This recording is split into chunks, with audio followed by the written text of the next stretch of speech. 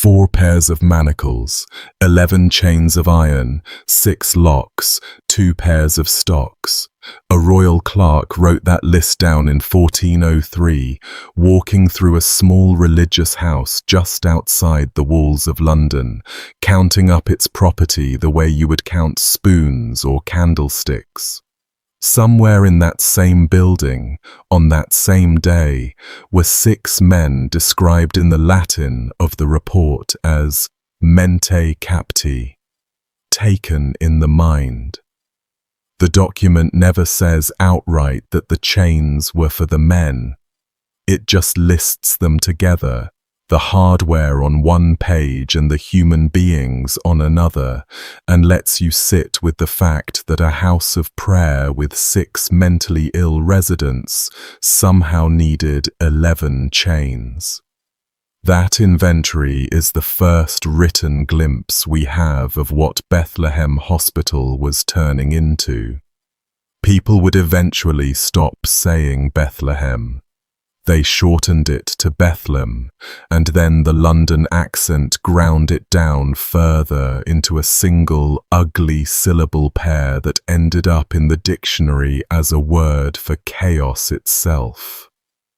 Bedlam. This is the story of the place behind the word, and I'll be honest with you up front, it runs for almost 800 years, and it does not get easier as it goes. Before we get into it properly, a quick hello. Welcome, whether you've been here since the beginning or this is the first video of mine the algorithm has ever handed you. Do me one favor down in the comments, tell me where you're listening from today. A huge thank you to everyone on Patreon and to the YouTube members, and if you'd like to join them, the links to support the channel are down in the description and in the pinned comment. Alright, back to London and back a lot further than 1403. The whole thing starts with an act of charity. In 1247, a London alderman named Simon Fitzmary, a man who had twice served as sheriff of the city, signed over a parcel of his land in Bishopsgate just outside the city wall to found a religious house. If you want to stand on the spot today, you can, more or less, because Liverpool Street station sits on top of it. Commuters pour across that ground every morning with coffee in hand, and almost none of them know what was underneath their feet until quite recently, but we'll get to the bones near the end of this. Fitzmary's foundation was called the Priory of St. Mary of Bethlehem, and it had nothing to do with madness. It was an outpost of a crusading order, answerable to a bishop-elect of Bethlehem, an Italian churchman named Goffredo de Prefetti, and its job was to collect alms for the Mother Church out in the Holy Land and to give shelter to pilgrims and the poor. The brothers and sisters who lived there were required to wear a star stitched onto their cloaks, a token of their obedience to the Church of Bethlehem, a little badge of the town where Christ was born. A star on the shoulder, prayers at the appointed hours, a box for donations. That is all it was meant to be. The Crusades wound down, the money from the Holy Land connection dried up, and the house drifted into the hands of the Crown, which appointed a keeper to run it. Somewhere across the following century and a half, without any decree or announcement that survives, the priory found itself a new purpose. London had people whose minds had broken, and it had nowhere to put them. Families who could not cope, parishes who did not want the burden, a city that wanted its disturbed and its raving somewhere out of sight. The little house in Bishopsgate began to take them in. by the time that clerk made his inventory in 1403, the transformation was far enough along that the 6 men taken in the mind were simply part of the furniture of the place. And that same year gives us something else, the very first recorded scandal, because of course the abuse arrives in the record at almost the same moment the patients do. The porter, a man named Peter Taverner, was found guilty of embezzling and stealing hospital property. Goods meant for the house and for the people in it, going out the back door for private profit. A man in charge, helpless people in his care, and the supplies disappearing. Bethlem will repeat that arrangement for centuries with a consistency that is almost impressive. Around 1450, a Lord Mayor of London named William Gregory wrote a description of the city. And when he came to Bishopsgate, he noted a church of Our Lady that is named Bedlam, and in that place, he said, be found many men that be fallen out of their wit. Some, he went on, would abide there for ever, for they be fallen so much out of themselves that it is incurable unto man, fallen out of their wit, fallen out of themselves. Whatever else you want to say about 15th century London, the phrasing has a sad tenderness to it that the institution itself rarely managed. And notice that already in 1450, the city has sorted these people into the curable and the incurable, the ones who might come back and the ones who never would. The incurables would stay in Bethlem story right to the end, and some of the worst things that ever happened inside its walls happened in the incurable wing. In 1547, Henry VIII, in the middle of dismantling England's religious houses, handed governance of Bethlem to the City of London.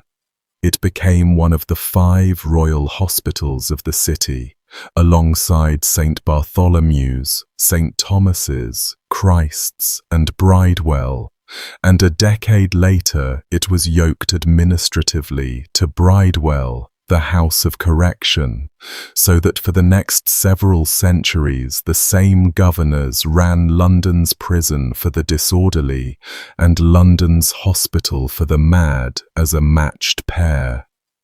Make of that pairing what you will. The men who ran Bethlem thought of vagrants, petty criminals, and lunatics as roughly the same category of civic problem, and it shows in how the patients got treated. Now, about what the place was actually like to live in during those early centuries. Forget any image of a hospital. Bethlem in the Tudor period held maybe 20 or 30 people at a time, in a cramped medieval building that had been repurposed rather than designed, and it sat directly over a sewer that served both the hospital and the surrounding neighborhood. That sewer blocked constantly. When it blocked, the waste did not politely wait outside. It seeped up into the building, into the ground floor where people were sleeping on straw. A census taken in the 1500s looked the place over and concluded, flatly, that it was not fit for any man to dwell in. Patients relieved themselves in chamber pots or in the straw itself, and the straw got changed when someone got around to it.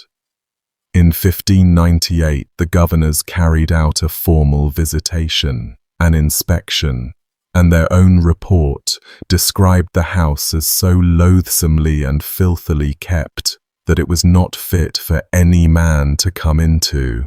Here is the detail from that inspection that stays with me. The section they were describing was the keeper's own quarters. The part of the building belonging to the man in charge, the part you would expect to be scrubbed and presentable for the inspectors, was itself too foul for a visitor to enter.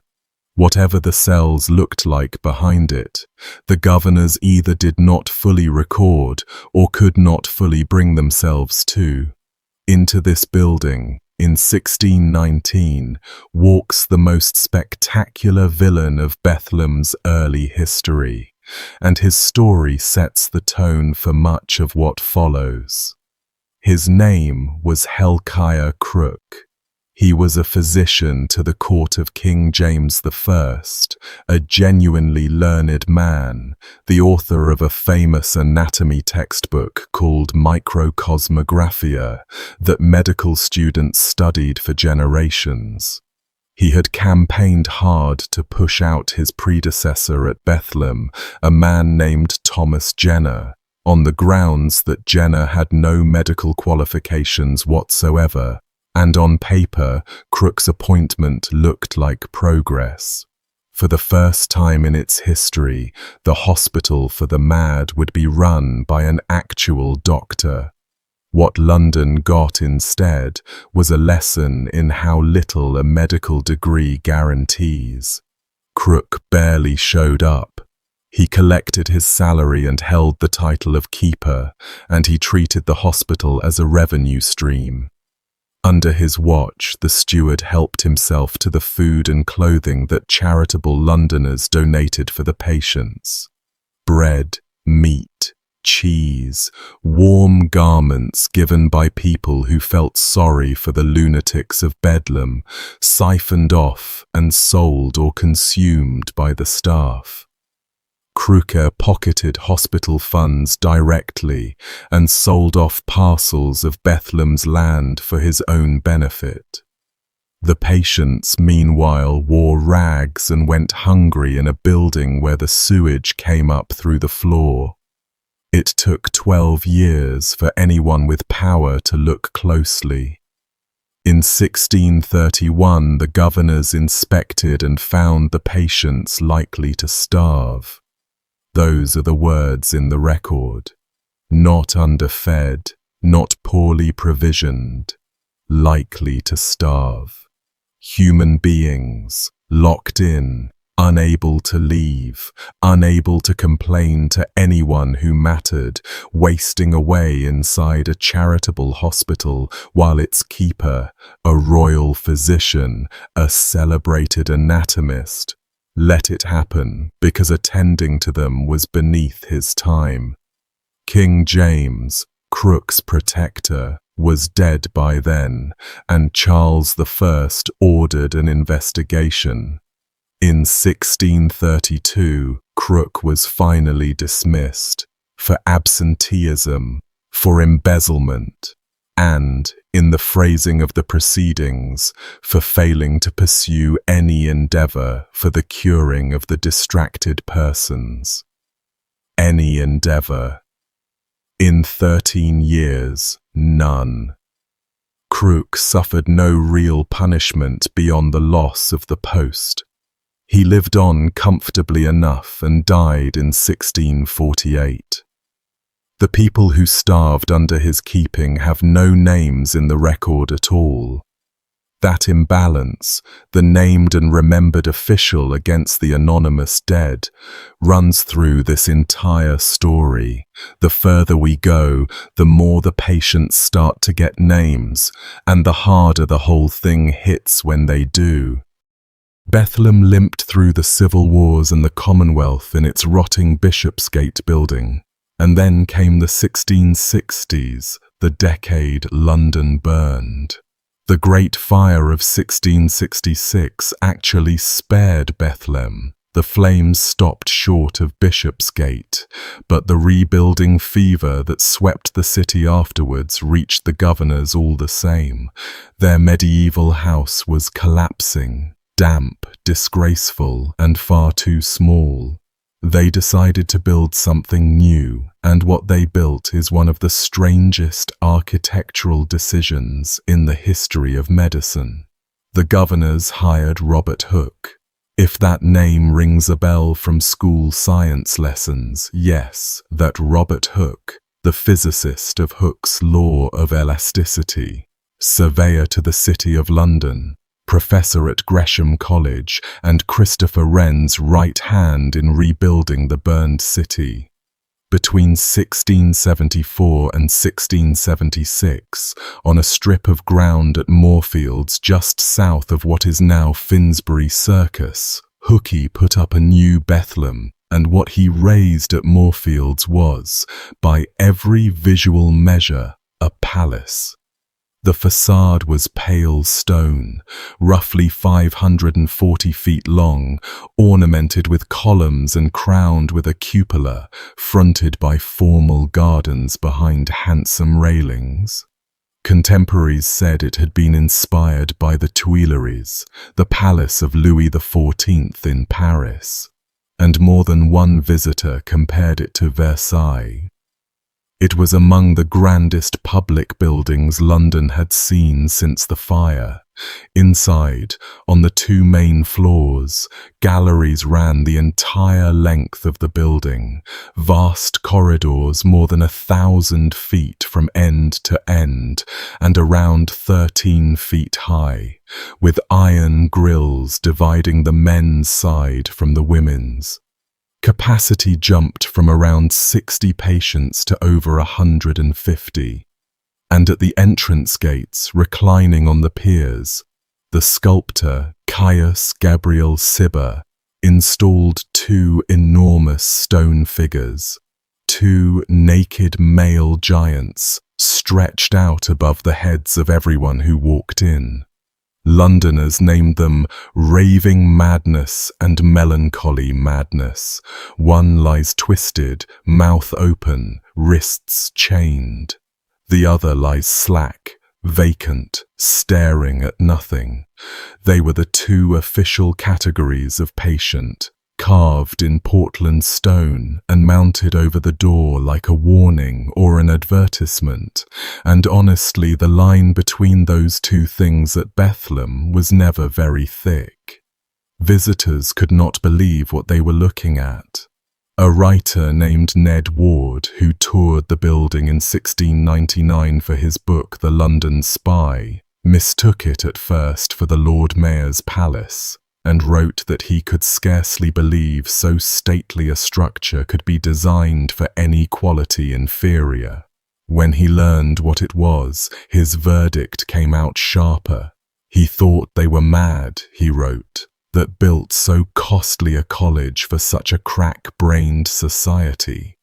The satirist Thomas Browne put the same joke more elegantly, wondering whether the persons that ordered the building of it or those that inhabit it were the maddest. Behind the jokes sits something uncomfortable. The palace front was for the street, for the donors, for the reputation of the City of London. The people inside would live in cells, and the palace itself was, structurally, a fraud. Hooke's magnificent building went up fast and cheap on terrible ground, raised over the rubble and marsh of the old town ditch, the filled-in moat outside the Roman wall, without proper foundations underneath it. Almost immediately, it began to crack. Rain came through the walls. Over the following century, the entire structure slowly sagged and settled into the soft ground beneath, the grand facade splitting, the roof failing, the rooms behind the columns growing damp and cold, while rats moved in through the widening gaps. A building shaped like Versailles, sinking by inches into a ditch full of centuries of London's garbage, with the city's mad locked inside it. You could not construct a better image of the institution if you tried, and nobody had to construct it. It simply happened, over decades, while the governors kept the front painted. Life inside the palace ran on straw and iron. Patients deemed dangerous or merely inconvenient were chained by the leg or the ankle to the walls of their cells. Bedding was loose straw on wooden bed frames or straw on the floor. The galleries that so impressed visitors worked acoustically like a pair of 1,000-foot stone tunnels, and every scream, every fit of weeping, every length of chain dragged across a floor anywhere in the building rolled down those corridors and back. A writer named Donald Lupton had described the sound of the old Bethlem back in the 1630s, and his list works just as well for the new one. Cryings, screechings, roarings, brawlings, shaking of chains, swearings, frettings, chafings. That was the ambient noise of the place, day and night, for the people locked inside it. Nobody got a quiet room.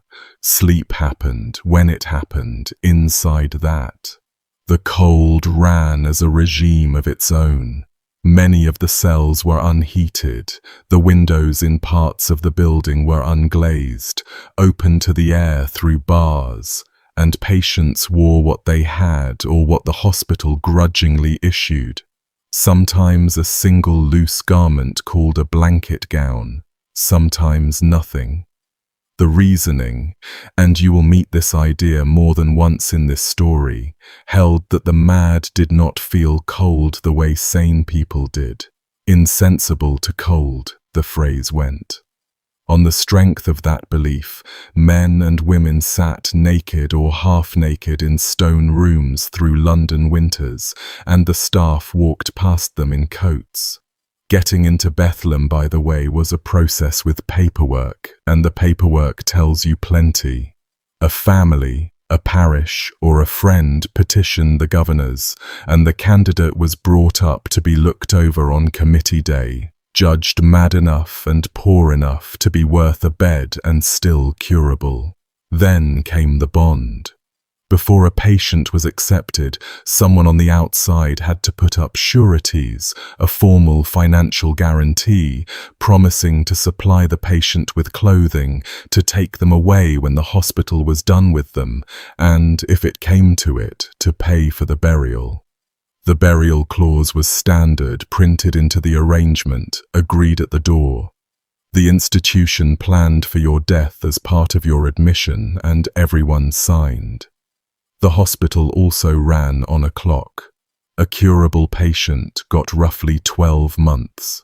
If a year of bleeding, purging, cold water and straw had not restored your reason, the house declared you incurable and discharged you, back to the family that could not manage you, back to a parish that did not want you, or, for those with neither, out the gate into the street, and the roads of England collected the results, as we'll see later on. In 1725, the governors began adding wings at Moorfields specifically for incurables, cells where the hopeless could be kept for life, and those wings filled instantly and stayed full, with a waiting list. Think that through. A place in the incurable wing came free in exactly one way, when the incurable in it died. So families across London waited, sometimes for years, holding their impossible relative at home for word that a stranger in a cell had finally stopped breathing and a bed had opened. The incurable wing is where this story keeps its very worst room, and will be standing in it before long. So that is the stage, a sinking palace, straw, chains, the roar of the galleries, winter coming through open windows. Now for the part of Bethlehem's history that people tend to know, even if they know nothing else about the place, the part that turned a hospital into an entertainment. For the better part of 2 centuries, you could pay to look at the patients. The popular version of how this worked has hardened into a single sentence: a penny at the door to see the lunatics. And the reality that comes through the records is messier and, in some ways, worse. The first named paying visitor in the archive turns up in 1610, a nobleman, Lord Percy, who came to see Bedlam the way a tourist sees a landmark. He was following an existing custom rather than inventing one. Bethlem had grown out of a monastic house, and monastic houses had always received visitors who left alms, so the door had never really been closed. What changed across the 1600s was scale. By the 1680s, the governors themselves were remarking on the great quantity of persons that come daily to see the lunatics. Daily. And those persons dropped money in the poor's box on their way through, and the governors, whatever else they were, could count. On the question of the famous penny, the archive gets interesting. Patricia Aldridge, who spent years as Bethlem's own archivist and knew the records better than anyone alive, went looking for the official admission charge and found that no fixed fee was ever set down. Money was expected, absolutely. You did not walk through for free. But it took the form of a donation dropped in the box, descended from the old monastic almsgiving, and the amount was whatever the visitor gave. Other accounts from the period do speak of a penny apiece, and some mention free admission on the first Tuesday of the month, so a penny may well have been the going rate at the door, even if no rulebook named it. Where the money becomes undeniable is in the account books. Drawing on the work of the historian Jonathan Andrews, we know Bethlem was collecting on average between £300 and £350 a year from that box from the 1720s until visiting was curtailed in 1770. For comparison, after the doors closed to the general public, the box brought in £20 or £30 a year. The difference between those two figures is the crowds, measured in their own coins. Whatever the fee was or wasn't, the spectacle was funding the institution. How many people came? A figure of 96,000 visitors in a single year floats around the literature, and an older estimate put the annual crowds at around 90,000, though archivists have looked hard at that number and found it difficult to square with the takings, with one professional body calling it a gross exaggeration. I'll leave the exact count to the specialists. What nobody disputes is what the crowds did once they were inside, because we have eyewitnesses, and their testimony is the part of this that actually matters. A Swiss traveller named César de Saussure toured Bethlehem in 1725 and wrote it up for the folks back home. He walked a long and wide gallery, he says, lined on either side with little cells where lunatics of every description were shut up. On holidays, he noticed, the place filled with visitors of both sexes, generally from the lower classes, who came to amuse themselves watching these unfortunate wretches, who often gave them cause for laughter.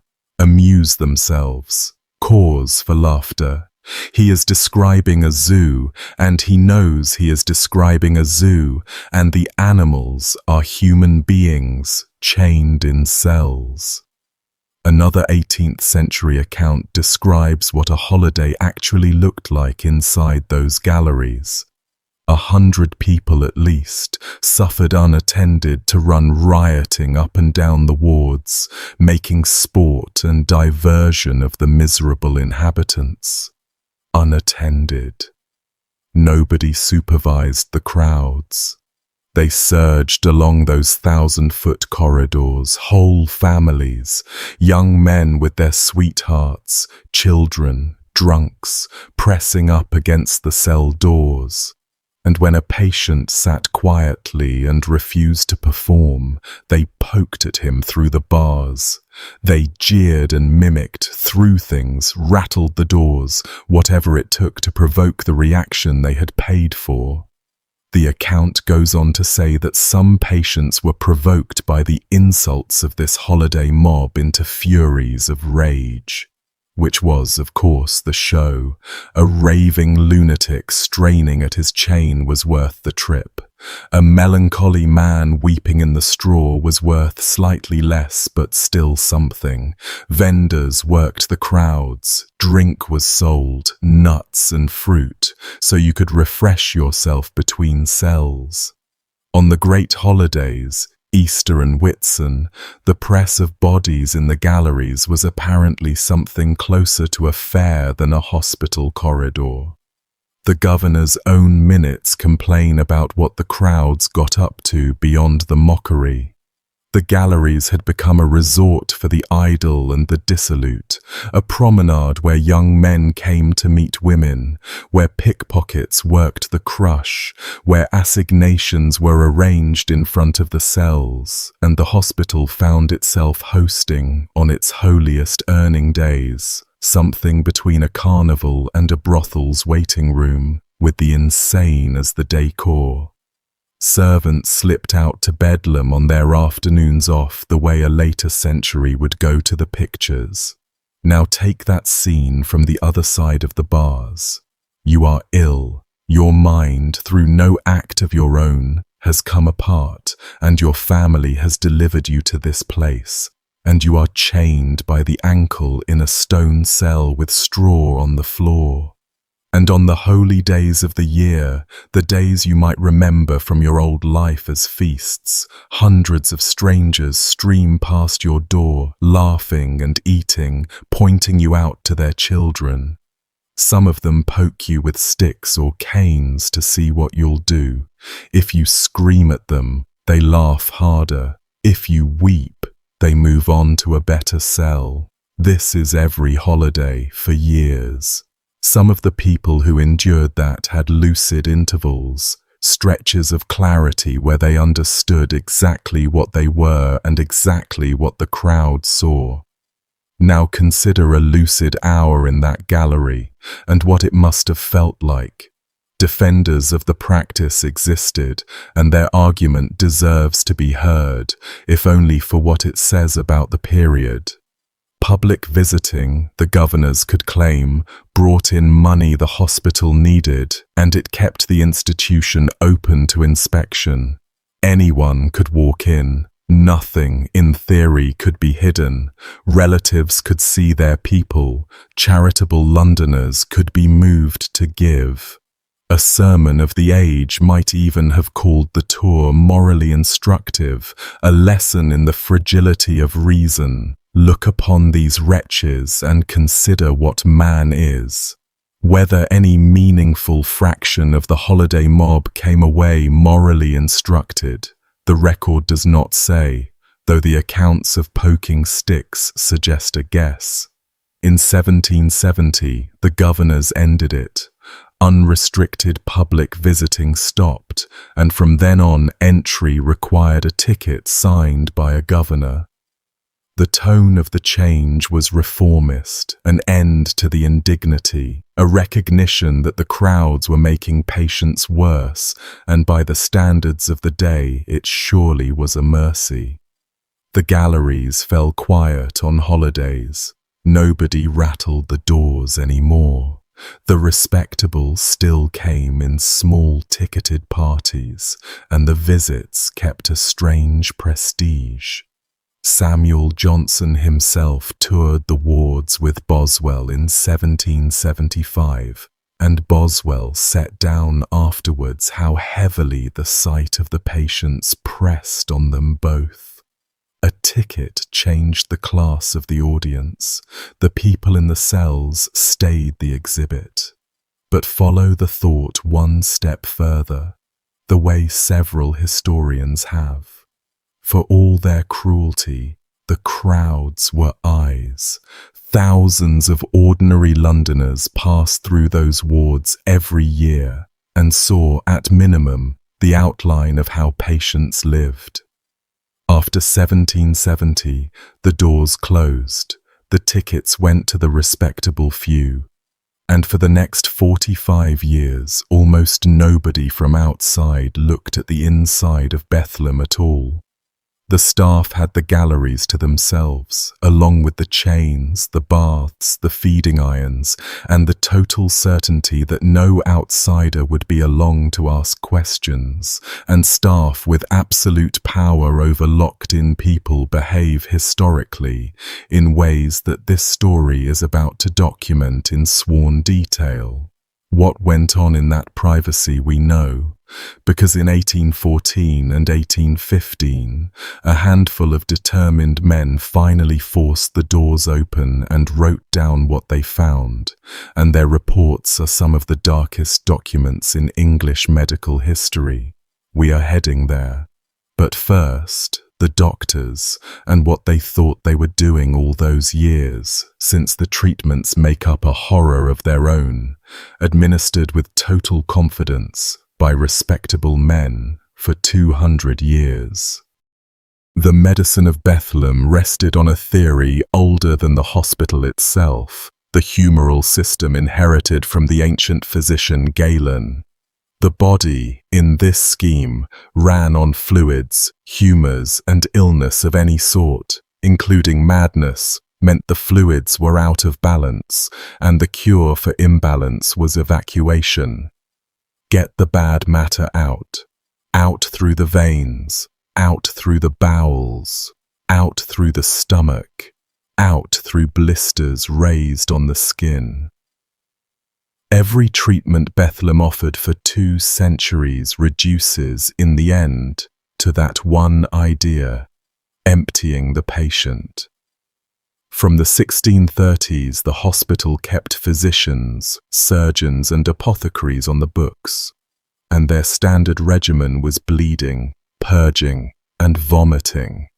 A man named Alexander Cruden, who compiled a famous concordance of the Bible and who was himself confined in private madhouses, described the common prescriptions of a Bethlehemitical doctor with the weariness of a man who had been on the receiving end.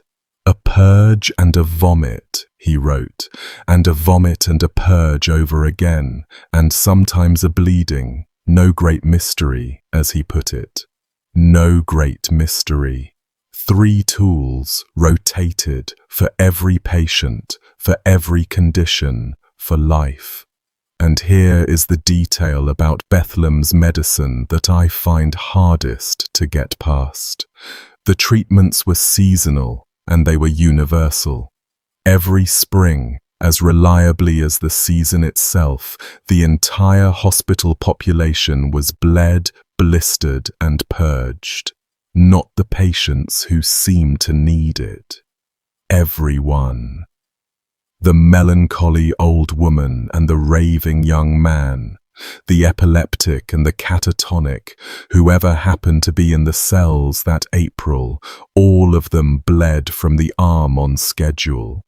All of them dosed with emetics until they vomited, all of them purged until their bowels ran, all of them blistered.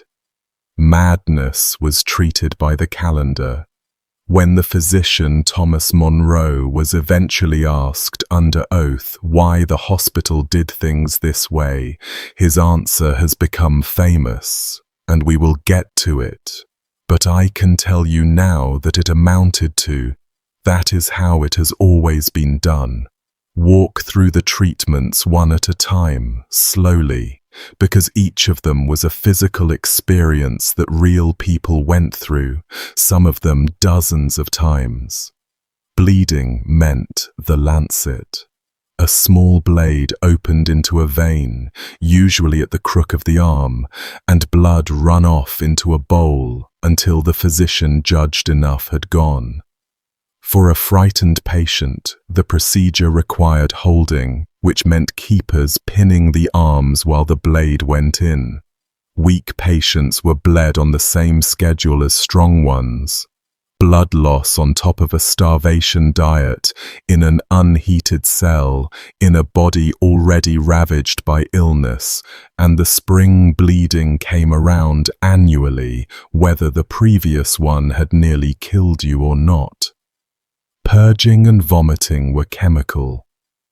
The apothecary mixed drenches, strong purgatives that gripped the bowels for hours, and emetics, doses formulated to trigger violent, repeated vomiting. Patients who refused to swallow were made to swallow. The stated goal was to expel the corrupt humours, and the practical result was men and women retching on their knees in the straw, soiling themselves, cramping, dehydrating, in cells that were cleaned when someone got around to it. All of it counted officially as therapy, the pride of the house, and John Monroe, who ran the medical side for 4 decades, wrote plainly that the most reliable cure was evacuation, and claimed he had never once seen or heard of a bad effect from vomits. Never once, across 40 years of administering them to hundreds of chained, malnourished people, not one bad effect that he was willing to record. Blistering meant caustic paste, usually made with powdered betel, spread on the skin of the head or body and left until it burned a wound that rose and wept. The theory held that the open sore drew the disease outward. In practice, a patient got a chemical burn, deliberately inflicted and deliberately kept open, sometimes for weeks, on top of a shaved scalp in a building without hygiene. Infected, weeping burns on the heads of the mad, applied every spring by prescription. Then the water. Cold bathing had a long pedigree in the treatment of madness, the shock of immersion supposedly jolting the disordered mind back toward order, and Bethlem embraced it. Patients were plunged into cold baths and held there. Some establishments of the era refined the idea into a device with a name straight out of a nightmare, the bath of surprise, a floor or platform rigged to give way without warning and drop the patient into cold water below. The surprise was the medicine. A person who did not know the fall was coming, could not brace, could not consent, suddenly under freezing water with attendants deciding when he came up. At Bethlem, cold immersion was administered by the season like everything else, and testimony given in 1815 tells us it was carried out on patients regardless of their physical condition, and that at least one man died shortly after his turn in the water.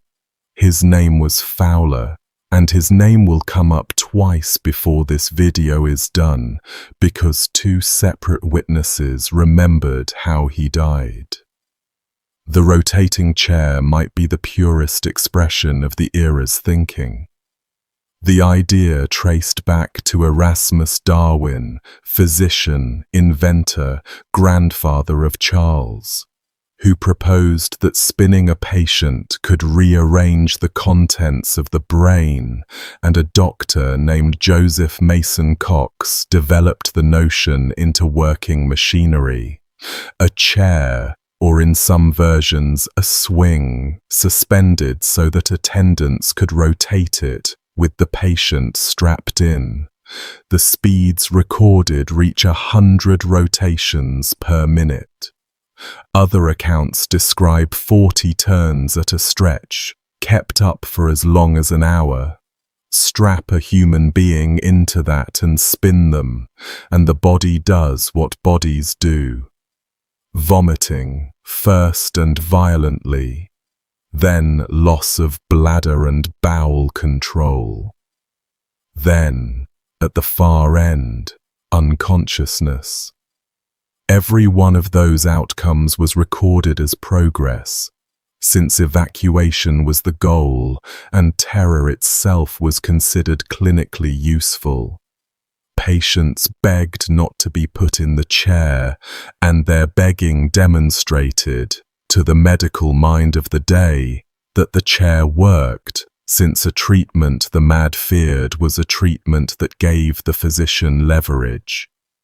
Threat of the chair became a management tool in its own right. Behave, or you spin. Patients who stopped eating, and in that place plenty did, whether from despair or delusion or simple bodily collapse, were force-fed. Early on, this meant a spoon driven past clenched teeth, with the head held back, and it broke teeth, and later it meant tubes and pumps.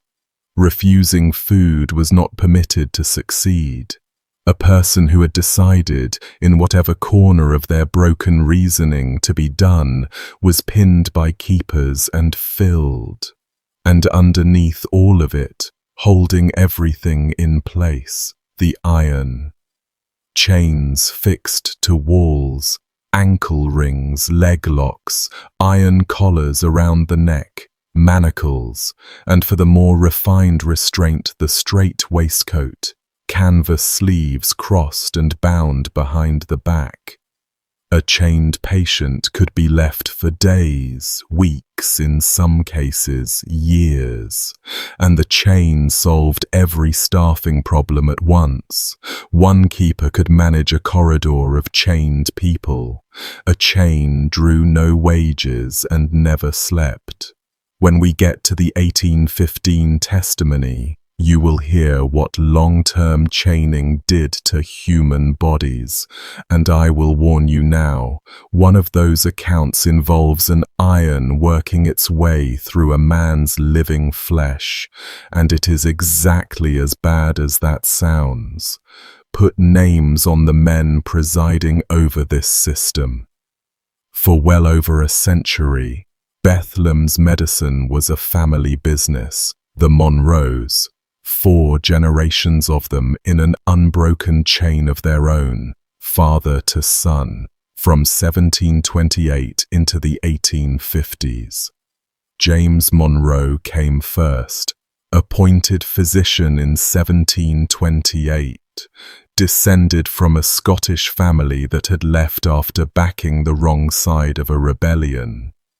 His son, John Monroe, took over in 1752 and held the post for roughly 40 years, and John is the one who left us that serene sentence about never having seen a bad effect from vomits. John's son, Thomas Monroe, became assistant physician in 1787 and full physician in 1792. Thomas is a genuinely strange figure to contemplate, because outside the hospital he was a man of taste and generosity. He collected art. He ran an informal academy at his home, where young painters copied works from his collection, and one of the young men he encouraged was J.M.W. Turner, arguably the greatest painter England ever produced. When King George III fell into his final madness, Thomas Monroe was called in to consult on the royal case in 1811 for a fee of £500. Take the same man across a single week. One day advising on the most delicate medical case in the empire, another evening hosting Turner over his watercolours, and in between, presiding over a hospital where naked women were chained to walls, where the entire population was bled on a fixed spring schedule, and where, as he would eventually admit under questioning, he had changed essentially nothing his father and grandfather handed him. When Thomas fell, and he did fall, we will watch it happen, the post passed anyway to his son Edward Thomas Monroe in 1816. The dynasty outlived its own disgrace. The royal case Thomas consulted on opens a window onto the whole age. George III, the king himself, the anointed head of church and state, was treated for his madness with the same coercion his poorest subjects got, merely with better furniture. Under the regime of the Reverend Dr. Willis and his successors, the King of England was strapped into a restraining chair, gagged when he raved, blistered on the legs until the sores wept, and laced into the strait waistcoat like any pauper in Moorfields, and he retained enough wit through parts of it to call the restraining chair his coronation chair. His doctors reported his progress to Parliament while he sat in canvas sleeves. If that could be done to the king, with the whole political world watching and the finest fees in Europe changing hands, then no idea of gentler treatment existed anywhere in the system to trickle down. The waistcoat at the top, the riveted iron at the bottom, and the same theory of madness holding both in place. Around the Monroes stood a supporting cast that beggars belief. The hospital surgeon in the early 1800s was a man named Brian Crowther, and testimony from those who worked alongside him described him as generally insane and mostly drunk. The surgeon, the man with the instruments. Colleagues stated that for years he was so far gone that his hands could not be trusted, and he kept the post until his death. Crowther also occupied himself dissecting the brains of dead patients, hunting for the physical seat of madness, and however you judge that as science, the image of Bethlem's drunken surgeon opening the skulls of the people the hospital had failed is one the story hands you for free. Above him, in practical charge of daily medicine because the physician rarely attended, sat the apothecary, John Asylum, an ambitious, formidably intelligent man who wrote books on madness that made his name and whose intelligence makes what happened on his watch harder to excuse, not easier. Asylum. We will meet properly twice, first as an author, then as a witness trying to explain himself. As for the physician himself, the man whose name headed the whole medical establishment, Thomas Monroe would eventually concede under questioning that his attendance at the hospital was occasional at best, a visit now and then, the prescriptions standing orders that ran themselves. A patient could pass an entire year in the cells, be bled, blistered, purged and buried without the physician of Bethlehem ever once looking at their face. One more pass through the daily routine, and then the people. Bethlehem's diet sat somewhere between meagre and punitive: bread, a little meat on certain days, weak broth, small beer, and the historical record of the earlier periods is streaked with theft of provisions by staff. So what the books say the patients received and what reached the cells were different quantities. Patients judged troublesome could be put on reduced rations. Clothing was the blanket gown for many, a shapeless wrap, and testimony would eventually establish that a good number of patients had no clothing at all, in unheated cells, under a single blanket, on straw, through the winter, on the standing theory that they could not feel it. The windows stayed open to the weather in parts of the building on purpose. Fresh air was thought to carry off the bad vapors of the mad. and glass was thought to trap them, so the cold poured in all winter as a design feature. People died of that cold. The records call it decline, or fever, or simply death. But you freeze a naked, starved, bled-out human being in a stone room for 3 months of an English winter, and the cause has a plainer name. Now the patients themselves. Up to this point, I've mostly given you a machine, and a machine only means anything once you watch specific people go into it. Start in the 1680s with a playwright. Nathaniel Lee was one of the stars of the Restoration stage, author of The Rival Queens, a tragedy so popular it stayed in repertory for a century. He drank hard, his behavior grew wilder, and in 1684 he was confined in Bethlehem, where he stayed for about 5 years. Lee left behind one line about the experience that people have been repeating ever since, and it deserves its fame. "They called me mad," he said, "and I called them mad, and damn them, they outvoted me." Everything about how commitment worked in that world is folded into the joke. Sanity was a vote, and the patient held one share. Lee got out in 1689, and 3 years later he collapsed on a London street after a night of drinking and died. He was somewhere around 40. One story from his confinement made the rounds for a century afterwards. A visitor, one of the paying Gawkers, supposedly told Lee that it must be easy for a poet to write like a madman, and Lee answered that writing like a madman was hard, but writing like a fool came easily to plenty of people, present company included. Whether the exchange happened quite that way, nobody can now say, though it sounds like him. The stage mourned him, and the 5 years in the cells became an anecdote, and the anecdote is mostly what survives, told with a chuckle by people who never had to hear the galleries at night.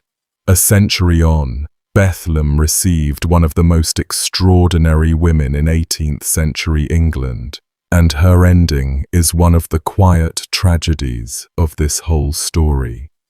Hannah Snell was born in Worcester in 1723. Her husband abandoned her while she was pregnant. The baby died, and Hannah did something almost unthinkable. She put on men's clothes, took the name James Gray, and enlisted. She served as a soldier and then as a Royal Marine, sailed to India and fought at the siege of Pondicherry, where she was wounded, by her own account taking multiple shots, including a wound in the groin that should have exposed her on the surgeon's table. The story goes that she extracted at least one ball herself, or with the help of a sympathetic local woman, rather than let a surgeon discover her body's secret. She served on, undetected, until 1750, and when she finally revealed herself to her shipmates, she became a sensation. She petitioned for and won a military pension, an official acknowledgement from the state that this woman had been a soldier of the crown. She performed on stage at Sadler's Wells in her regimentals, singing songs of her own service to packed houses, the audience knowing every wound under the uniform was real. She ran a pub in Wapping called the Female Warrior. For decades, she lived on her fame and her pension, married twice more, raised sons, and then, in her late 60s, her mind gave way. The record does not tell us how it started or what form it took, only the destination. On the 20th of August, 1791, Hannah Snell, the Female Warrior, veteran of Pondicherry, pensioner of the Crown, was admitted to Bethlem. She lived just under 6 months inside. She died there on the 8th of February, 1792, aged 68, and was buried among the old soldiers at Chelsea, the one honour at the end that fit the life. A woman who had survived battle, wounds, a self-performed extraction of a musket ball, and the daily risk of exposure among hundreds of men, spent her final winter in the cells at Moorfields, in the cold, in the noise, subject to whatever the regime of the house happened to be that season. Fame purchased no exemptions in Bedlam, nothing did. Around the same years, the hospital began to fill with a category of patient that would define its next century, people whose madness had collided with the Crown itself. The first of them was a soft-spoken former servant named Margaret Nicholson. On the 2nd of August 1786, King George III stepped down from his carriage at the garden entrance of St. James's Palace. A respectably dressed middle-aged woman approached, holding out a folded paper, a petition, and the king, who received petitions from his subjects as a matter of routine, leaned in to take it. Under the paper was a knife. She struck at his chest. The blade caught, and before she could recover for a second blow, a yeoman had her arm. The knife, when they examined it, turned out to be a worn old dessert knife, thin, dull, bent, barely capable of cutting dinner. The king's reaction became part of his legend. Seeing the crowd begin to maul her, he called out that the poor creature was mad, and told them not to hurt her, for she had not hurt him. Margaret Nicholson was examined, judged insane, and sent to Bethlehem, and the sentence, if we can call it that, since there was no trial in the ordinary sense, had no end date. She had swung a dessert knife once. She stayed for the rest of her life, decade after decade, growing old in the cells, through the era of the holiday crowds, through the closure of visiting, through everything this video still has to describe, until her death in the 1820s, well over 40 years after the Garden Gate. The world outside remembered her name mostly as a curiosity. In 1810, the poet Shelley and a friend published a book of verses as a prank, posthumous fragments of Margaret Nicholson, posthumous being the joke, apparently without realizing that the woman herself was alive, elderly, and still confined a few miles from where the book was printed. She had become so thoroughly a relic that young men assumed she must be dead. She had another decade to go. The next royal case is one of the saddest men in this entire story, and I'd ask you to hold your judgment until you hear all of it. James Hadfield was a soldier, and by every account a good one, until the Battle of Tourcoing in 1794, where French cavalry got in among his unit and a sabre found his head. 8 strokes, 8 separate sabre wounds to the skull, injuries that left his head visibly deformed and that he survived by something close to miracle. The man who came home was not the man who had marched out. The brain damage expressed itself as religious delusion, and in London he fell in with a shoemaker and self-styled prophet named Bannister Truelock, who fed the fire. Between them a conviction took shape in Hadfield's ruined mind that the second coming of Christ required his own death, and that he must not die by his own hand, so he would arrange for the state to kill him. He would commit a crime so enormous that England would have no choice. On the 15th of May, 1800, at the Theatre Royal in Drury Lane, as King George III stood at the front of the royal box acknowledging the audience, Hadfield rose from his seat in the pit, levelled a pistol, and fired. The ball passed roughly a foot from the king's head and buried itself in the woodwork. Hadfield was wrestled down on the spot, and as they pinned him, he said he had not meant to hurt the king, that he was tired of life, that he wanted his own death. He had aimed, in the only way his broken reasoning could arrange it, at himself. The trial that followed changed English law. Hadfield's counsel, Thomas Erskine, one of the great advocates of the age, put the sabre wounds themselves before the jury, called witnesses who described the change in the man after Tourcoing, and argued that here sat a soldier who had been maimed in the king's own service and destroyed by it. The jury acquitted on grounds of insanity, and the acquittal terrified the government, because under the law as it stood, an acquitted man went free, and nobody was prepared to release him. Parliament rushed through the Criminal Lunatics Act of 1800, creating a new fate, detention at the pleasure of the Crown, indefinite, without conviction. Hadfield was its first subject. He went to Bethlehem. He was in his late 20s. He would be there, apart from one interval, for the rest of his life, 41 years. The interval came when he escaped, got as far as Dover, within sight of the sea, and was taken and brought back. After that, Bethlem held him for good, through the move to a new building that we'll come to, into the criminal wing, where he grew old making little things in his cell, weaving baskets, and where visitors in later years described a quiet, elderly man with terrible scars under his hair, who kept birds and cats for company, and sold verses about them.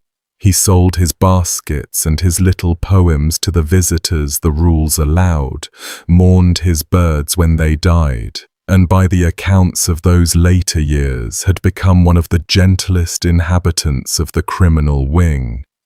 He outlived the king he had fired at. He outlived Truelock, the prophet who had also been committed and who spent his own decades in the same building, still announcing the imminent end of the world to anyone in earshot, the two of them growing old, a corridor apart. The maimed soldier and the man who had helped talk his broken mind onto the trigger.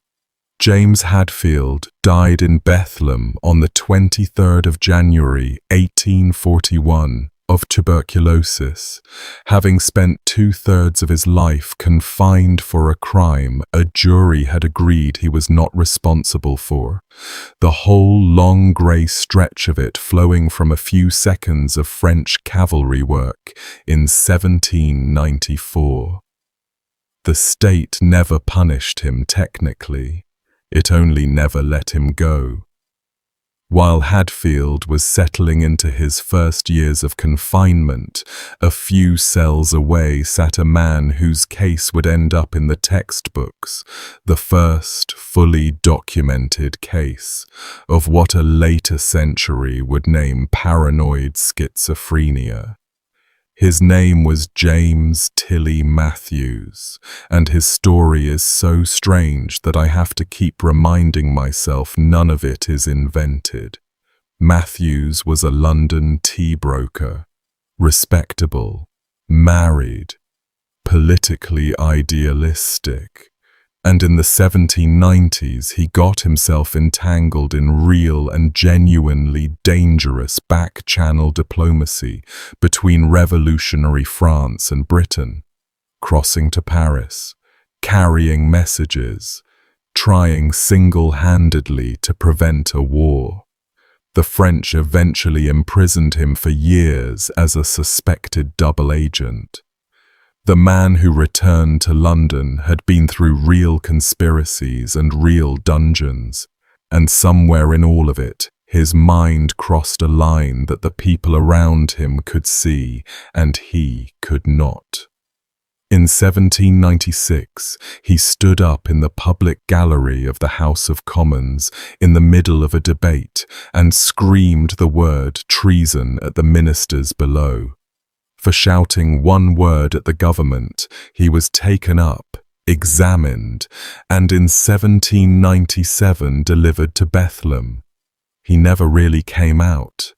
Inside, his delusion flowered into something baroque.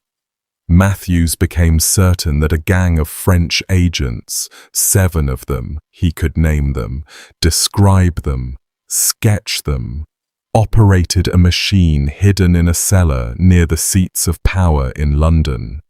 He called it the heirloom. It worked, he explained, by mesmeric rays and by gases, streams of influence directed invisibly across the city into the minds of ministers and into his own body, and its operators could do terrible things to him at a distance. He had names for the assaults: lobster cracking, a tightening of magnetic fields around his chest that could stop his circulation, brain saying, kiting, thoughts forced up into his mind like a kite pushed into the sky, not his own, impossible to pull down, fluid locking, thigh talking. He described the machine's levers and barrels with an engineer's precision and drew diagrams of it that survive, beautiful, meticulous, insane. Every war and disaster in Europe, he was convinced, traced back to gangs like this one, working their looms, pumping poisoned thoughts into the heads of kings. Here is where the story turns and becomes something more than a curiosity. Matthews's family did not believe he was mad, or at least not mad enough to hold, and in 1809 they went to court, securing a writ that forced Bethlehem to justify keeping him. 2 respected doctors examined him for the family and declared him sane. The hospital produced its own opinion and something better, a letter from the Home Secretary himself recommending that Matthews continue to be held as a fit and proper subject, and the governors argued that he was detained by the order and with the knowledge of government. The court sided with the government. Whatever the state of his mind, Matthews had shouted treason at powerful men while knowing awkward things about secret dealings with France, and powerful men wanted him where he was. His madness was real. You only have to look at the heirloom drawings, and so was the convenience of his confinement, and both facts fit in the same cell. The apothecary John Asylum then did something remarkable and remarkably self-serving. Stung by the doctors who had called Matthews sane, Asylum published an entire book about him in 1810, Illustrations of Madness, laying out the heirloom, the gang, the lobster cracking, all of it, in exhaustive detail. Partly as science and partly to prove in public that the man Bethlem held was insane, and that John Asylum knew madness better than his critics. The book even carried an engraving of the heirloom itself, worked up from Matthews's own diagram, so the machine that existed only inside one man's head got published, printed and bound, and you can still study its levers today in a book written to humiliate him. It was the longest account of a single psychiatric patient anyone had ever published, and it made Matthews immortal in the literature, a distinction he never asked for. And the man himself, inside this legal and medical crossfire, kept being quietly extraordinary. He taught himself architectural drawing in his cell. When the governors ran a competition for the design of a new hospital building, Matthews, a patient, submitted a complete set of plans drawn to professional standard, full of humane touches for the comfort of people like himself, and the governors were impressed enough to award him a prize and take up some of his thinking. He spent his last years transferred to a private asylum, Fox's London house in Hackney, gardening, esteemed by the keeper's family, and died in 1815. Still certain, as far as we know, that somewhere under London the loom was running. I've kept the most infamous cell for last because everything in this era of Bethlem's history finally funnels down into one small room in the incurable wing, and one man bolted to its wall. His name was James Norris, though the famous print of him mislabels him William, and the error has followed him for 2 centuries, so even his name got taken. He was an American, a seaman or marine, admitted to Bethlehem on the 1st of February, 1800. The hospital's account of him held that he was ferociously dangerous, that he had stabbed a keeper, stabbed a fellow patient who came to the keeper's aid, and on another occasion bitten off the fingers of a patient. Take the hospital's account at face value if you like. He was, on their own telling, a violent man. What they built for him is what you have to hear. The apparatus itself came about, the hospital explained, through a quirk of his body. Norris's hands were small and his wrists were thick, so ordinary manacles slid straight off him, and rather than rethink the manacles, the staff had a blacksmith design around the problem. What the blacksmith produced was a personal apparatus of iron, fitted to one specific man like a bespoke suit. Around his neck they riveted a stout iron ring. From that collar, a chain, about 12 inches long, ran to an iron ring that slid up and down a massive vertical bar, more than 6 feet of it, sunk into the wall of his cell. Around his torso, they riveted an iron band roughly 2 inches wide. On each side of that band were iron projections that enclosed his arms and pinned them to his sides. Over his shoulders ran 2 more iron bars, riveted to the waistband front and back. Run through the geometry of that device, and what you get is a list of permissions. He could stand against the wall. He could lie on his back on his trough bed. He could move an arm, perhaps a foot, from his flank. He could not step away from the wall or turn over properly, could not so much as raise his hands to his face, and the one motion left to him in the world was sliding his collar along its bar. 12 inches of chain defined his entire world. And the riveting matters. Buckles come undone at night. This apparatus was closed around his living body with hammered metal, worn day and night, never removed, for year after year. He was in that machine for somewhere between 9 and 12 years. The account that broke the case says more than 12. Either way, think in seasons. Every winter of it, in an unheated stone cell. Every summer. Every night on his back in the trough with the collar at his throat. In the noise of the incurable wing, unable to roll over. A dog in a kennel, said the man who found him, has more liberty, and he was not exaggerating. A chained yard dog could at least circle. The man who found him was Edward Wakefield, a Quaker land agent with a conscience and a mission, who in 1814 used connections to get inside Bethlehem and inspect it.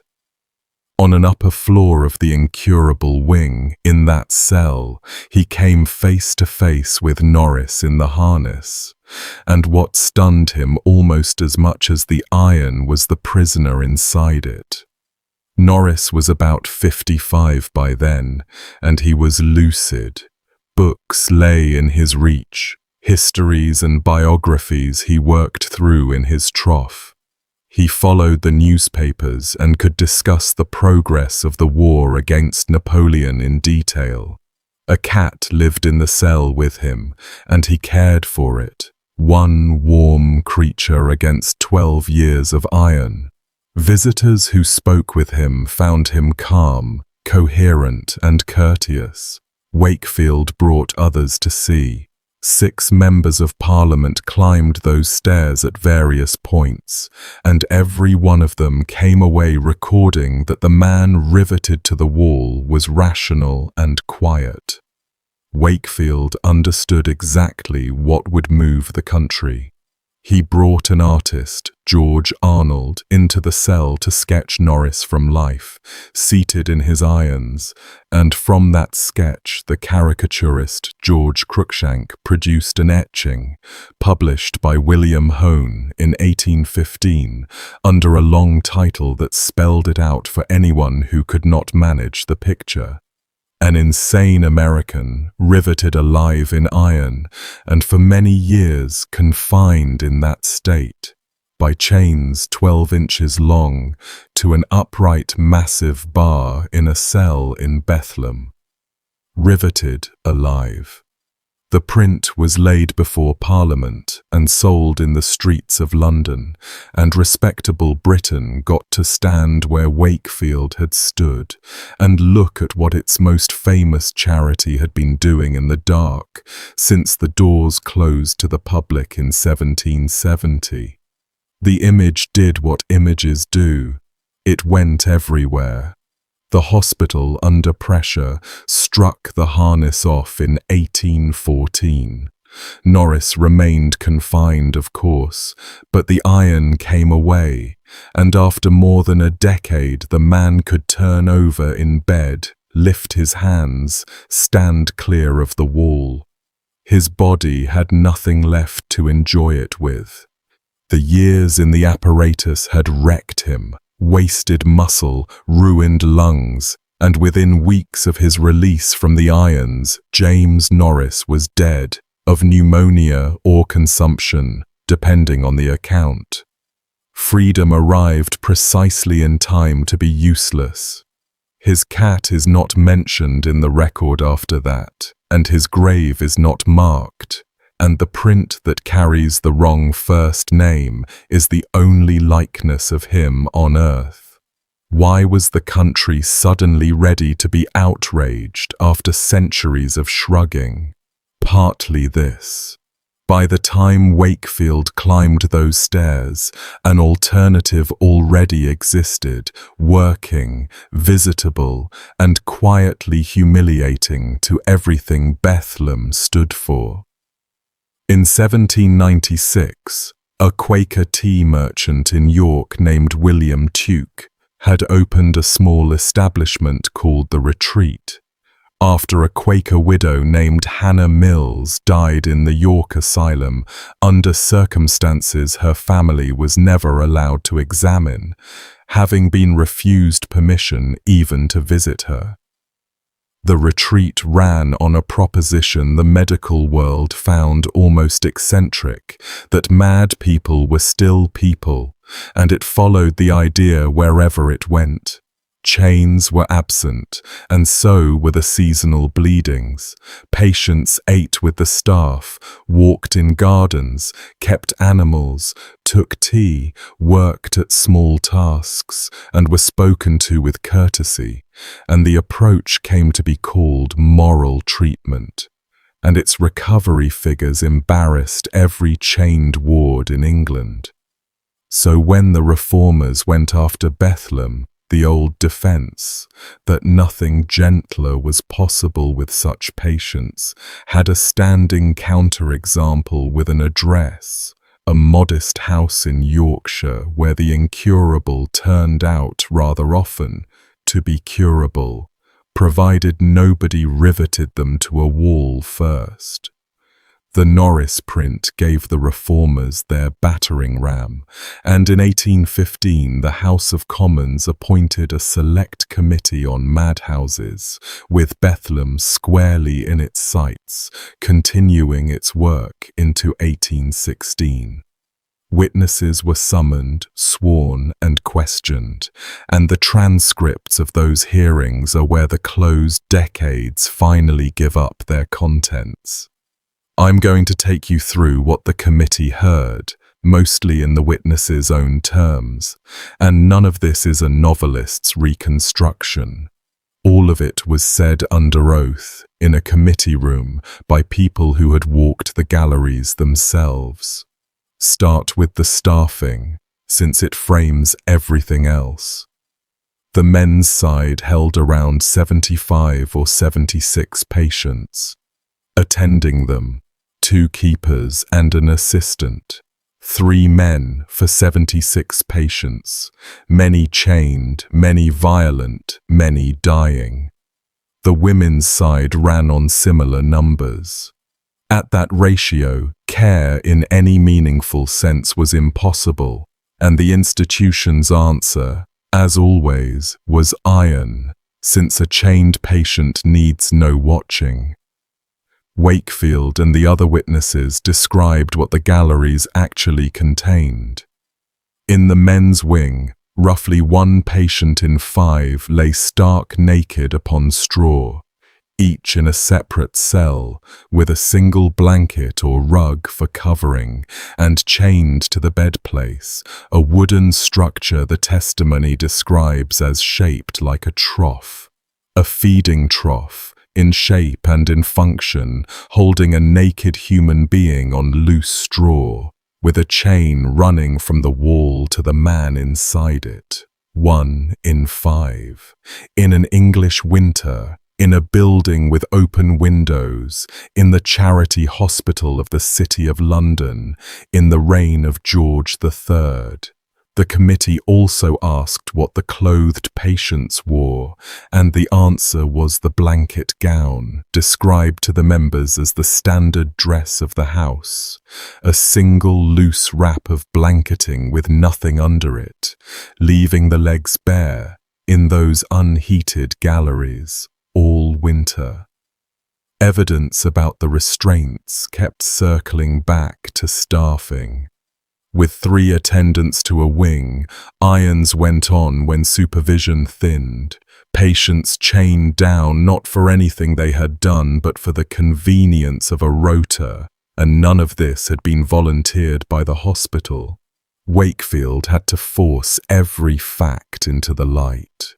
On an early visit in 1814, his party was hustled along the galleries by hostile staff and got out little, so he came back with members of Parliament beside him, men the keepers could not shove, and only then did the doors of the side rooms start opening. The women's side was worse, and the committee's language strains under it. Wakefield described a side room where women were locked up naked and chained on straw, with only 1 blanket for a covering each, secured by the arm or the leg to the wall in a row. He stopped at one of them, a woman chained to the wall who, in conversation, gave him her maiden name and her married name, and told him she had been a teacher of languages. A teacher of languages. A woman who had once stood in front of pupils conjugating French verbs, naked under a blanket, riveted by a limb to a gallery wall, making polite conversation with a stranger because polite conversation was a skill she still had.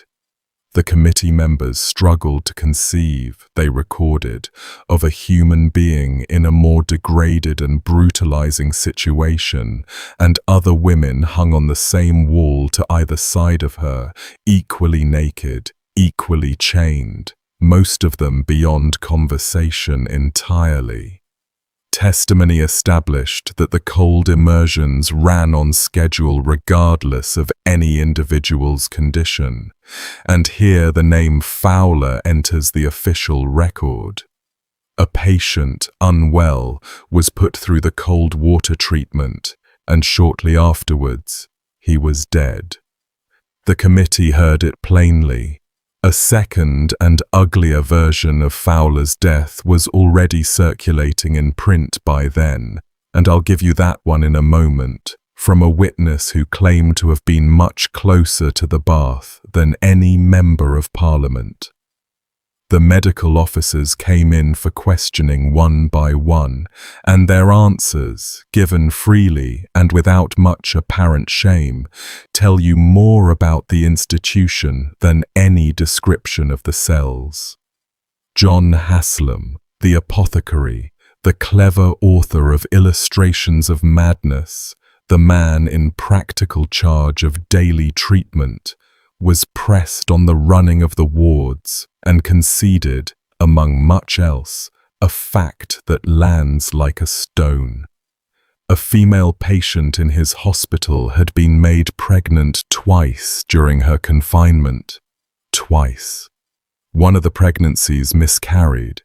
The keeper held responsible was dismissed, and that dismissal was the entire consequence, for a locked institution in which a woman, held for her own supposed protection, unable to leave, quite possibly chained, had been used by the man paid to guard her, and then used again. Nobody in the room needed the details spelled out, and the transcript moves on, and the woman has no name in it.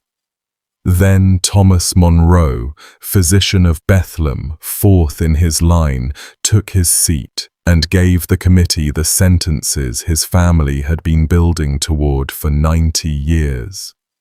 Asked about the bleeding, the purging, the vomits administered to the whole population by the calendar, he explained that patients were bled and purged and vomited in the spring, according to the practice of the house. Pressed on what medical reasoning supported it, he answered that it was the practice he had found when he arrived, handed down from his father, and that he did not know any better practice. As confessions go, this one sits at the center of the institution's whole history, offered without embarrassment. 200 years of lancets and emetics and blistered scalps rested on nothing but habit, and the man administering it knew that, and said so, under oath to Parliament.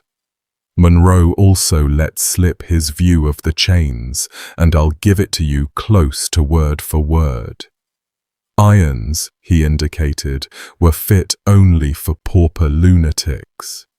If a gentleman were put in irons, he would not like it. A gentleman would not like it. The iron collar, the 12-inch chain, the trough, all perfectly suitable for the poor, whose comfort was not a medical consideration, and unthinkable for a man of quality, whose displeasure was. As honest a statement of the institution's actual operating principles as anyone ever made. The reckoning, such as it was, followed in 1816. Asylum was forced out, and his fall was steep. He had to sell his library to stay afloat, clawed his way back years later as a physician, and left one last mark on the record in old age, testifying in a courtroom that in his long experience he had never known any human being who was entirely of sound mind. The man who had run Bethlem's wards concluded, at the end of it all, that the line his whole career depended on did not really exist. Thomas Monroe, found wanting in humanity toward his patients, resigned that June, rather than face re-election, he would lose. And the governors, having cleared the physician's post, filled it with Edward Thomas Monroe, his son. The family name went straight back on the door within the year.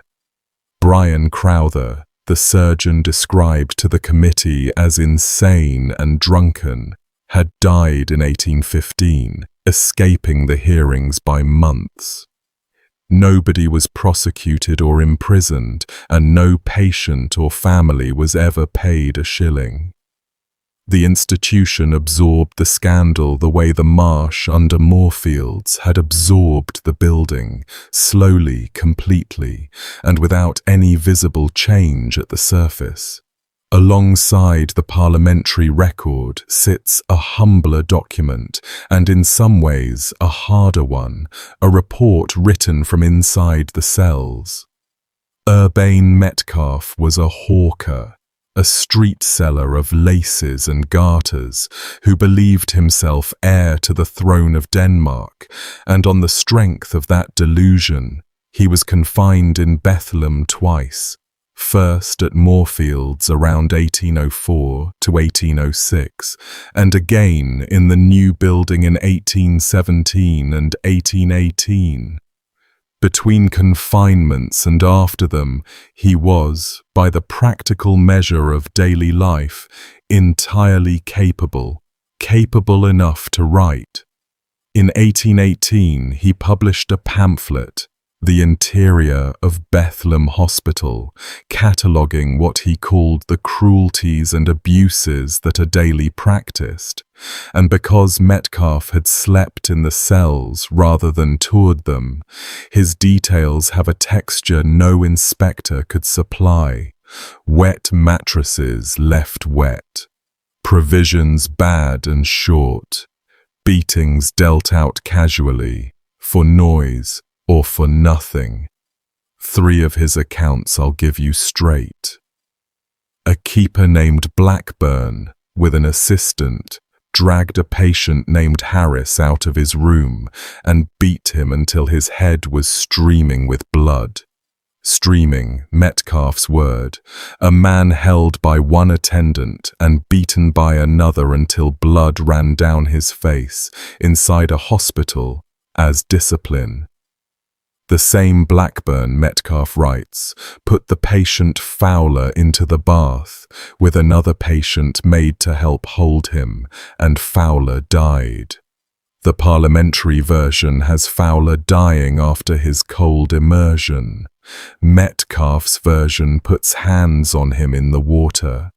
Where between those 2 accounts the truth of his last minutes sits, you can weigh for yourself, and the distance between them is a held head. And then Popplestone.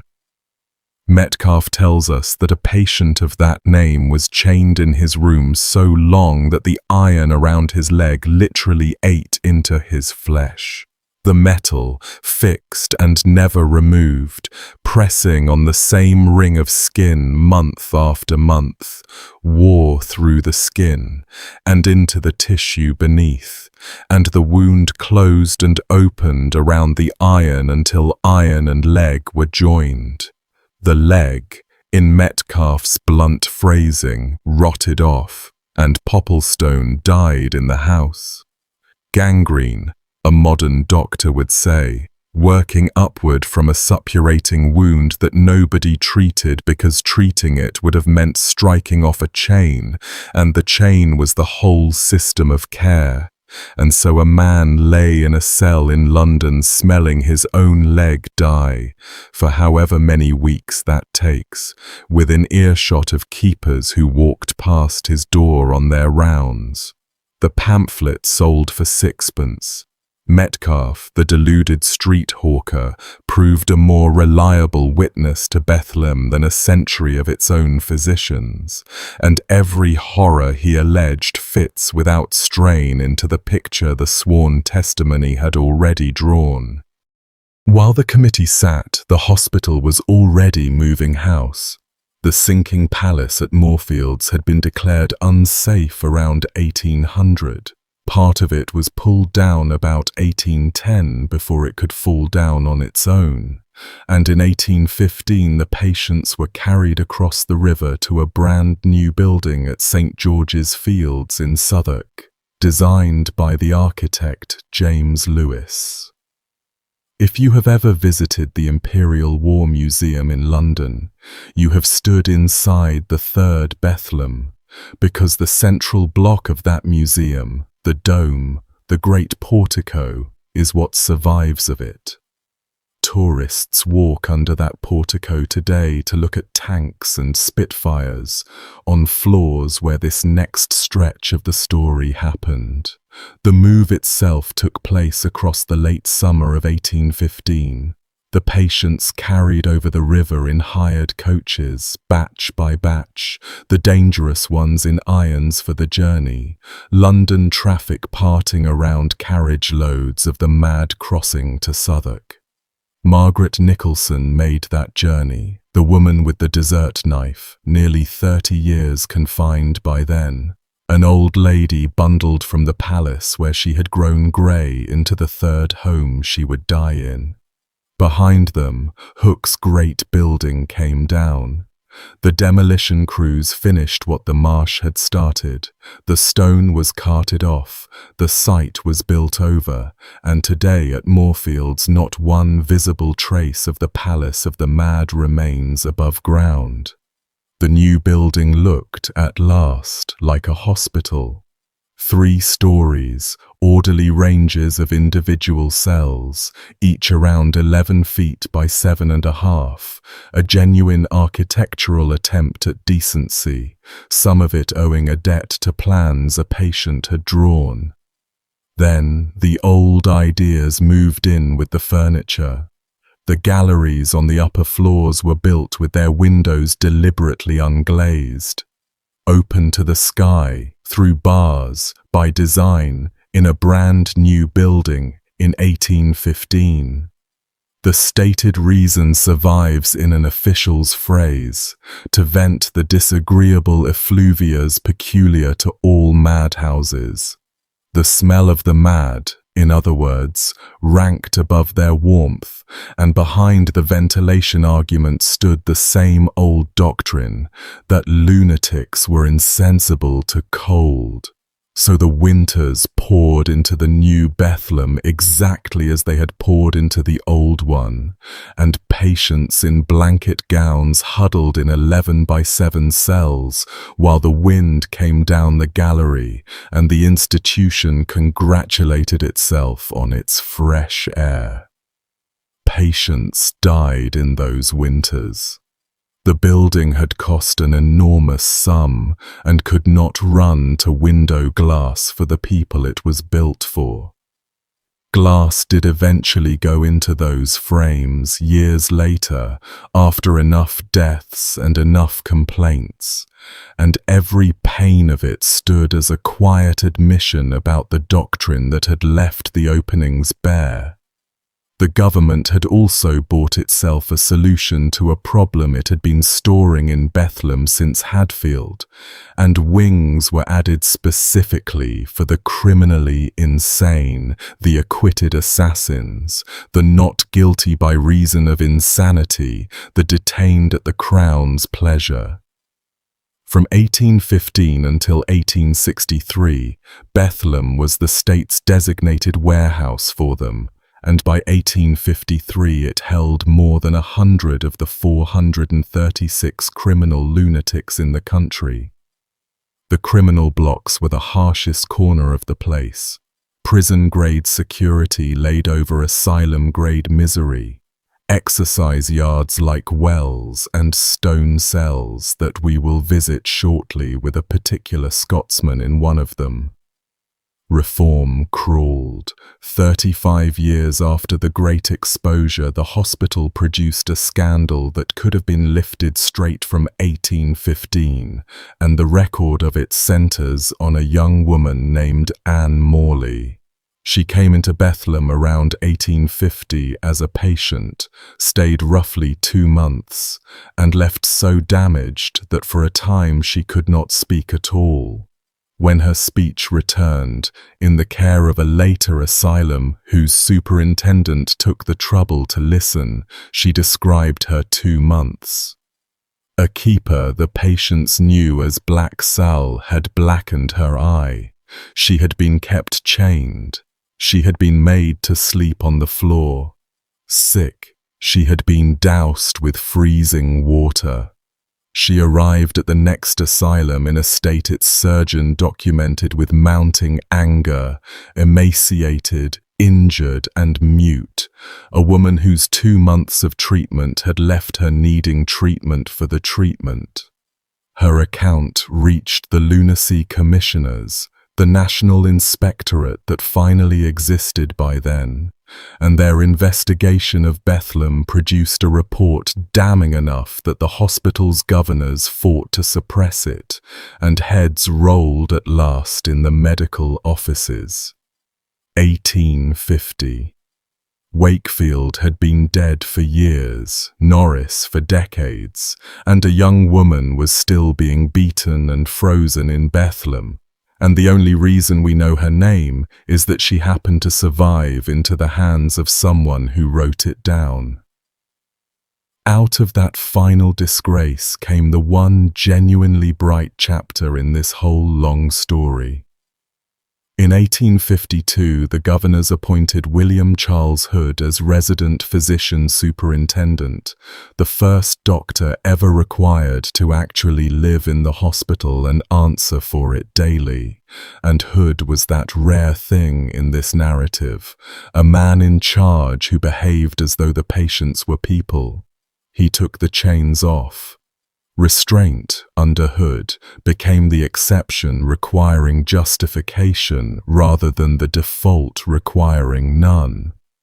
Straw gave way to proper bedding, bare galleries took on carpets, curtains, books, birds in cages, flowers, and the criminal blocks softened as far as the law allowed.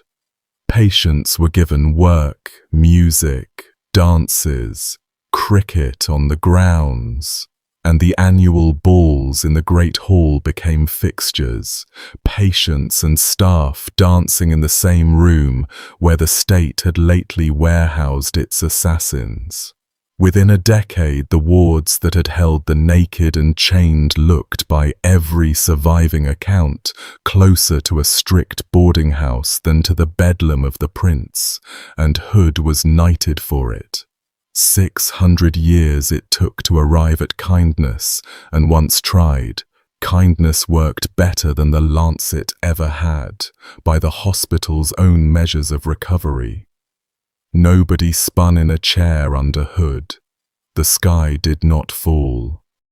The criminal wings, meanwhile, had been filling with the century's most notorious names, and their stories carry the last act of Old Bethlehem. Jonathan Martin came first, chronologically.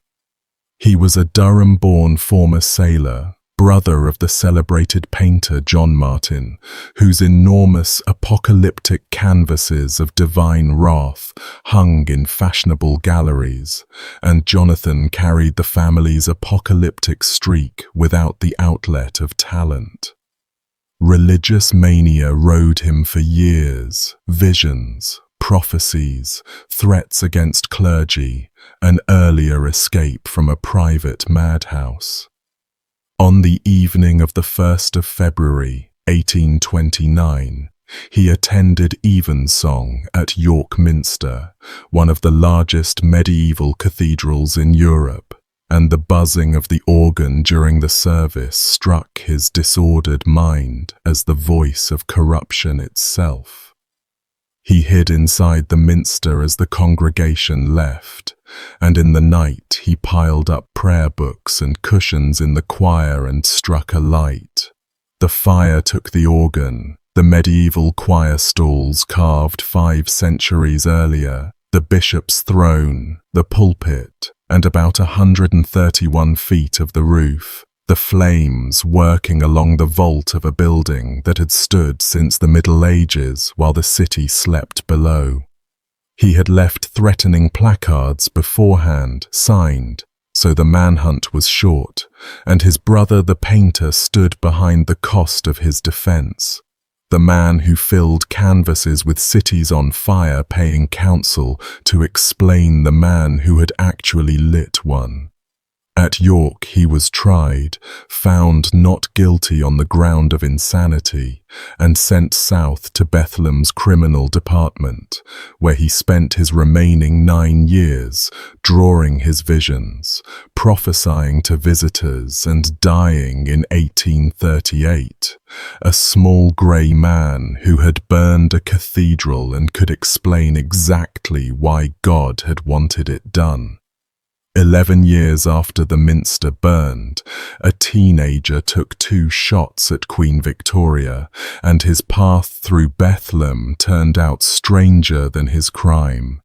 Edward Oxford was 18, a former potboy, a pub servant, unemployed and living in lodgings, where he had spent his savings on a pair of pistols and invented an entire secret society.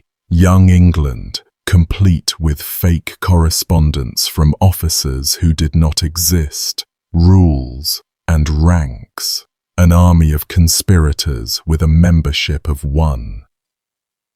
On the 10th of June, 1840, as Victoria and Prince Albert rode up Constitution Hill in an open carriage, the Queen, 4 months pregnant with her first child, Oxford stepped forward, fired 1 pistol, then the other. Both missed, if they were even capable of hitting anything, since no balls were ever recovered, and whether the pistols held anything beyond powder was argued about for years afterwards. He made no attempt to run. He seems, as far as anyone could ever establish, to have wanted the fame of the act more than the result of it. The jury found him not guilty by reason of insanity, and he went to Bethlem's criminal block at the Queen's pleasure. And here the record turns odd, because the staff who lived alongside Edward Oxford year after year came to the settled view that nothing was wrong with him. He was, by their accounts, courteous and industrious and completely sane. He used his indefinite confinement as an education, teaching himself French, German, and Italian, taking up violin, chess, drawing, house painting, knitting, accumulating skills the way other men accumulate grievances. 24 years he stayed, sane by his keeper's reckoning for nearly all of them, and when Broadmoor opened he was transferred there, and in 1867 the government offered him a deal, freedom on condition that he leave the Empire's home islands and never return. He sailed for Australia, took the name John Freeman, and in Melbourne became everything Victorian society approved of, a working man, a churchwarden, a married stepfather, a writer for the newspapers whose neighbours never learned that the respectable Mr. Freeman had once fired pistols at the Queen. He died in 1900. Of everyone in this video, he might be the only person who walked out of Bethlehem into a better life, and it cost him his name and his hemisphere.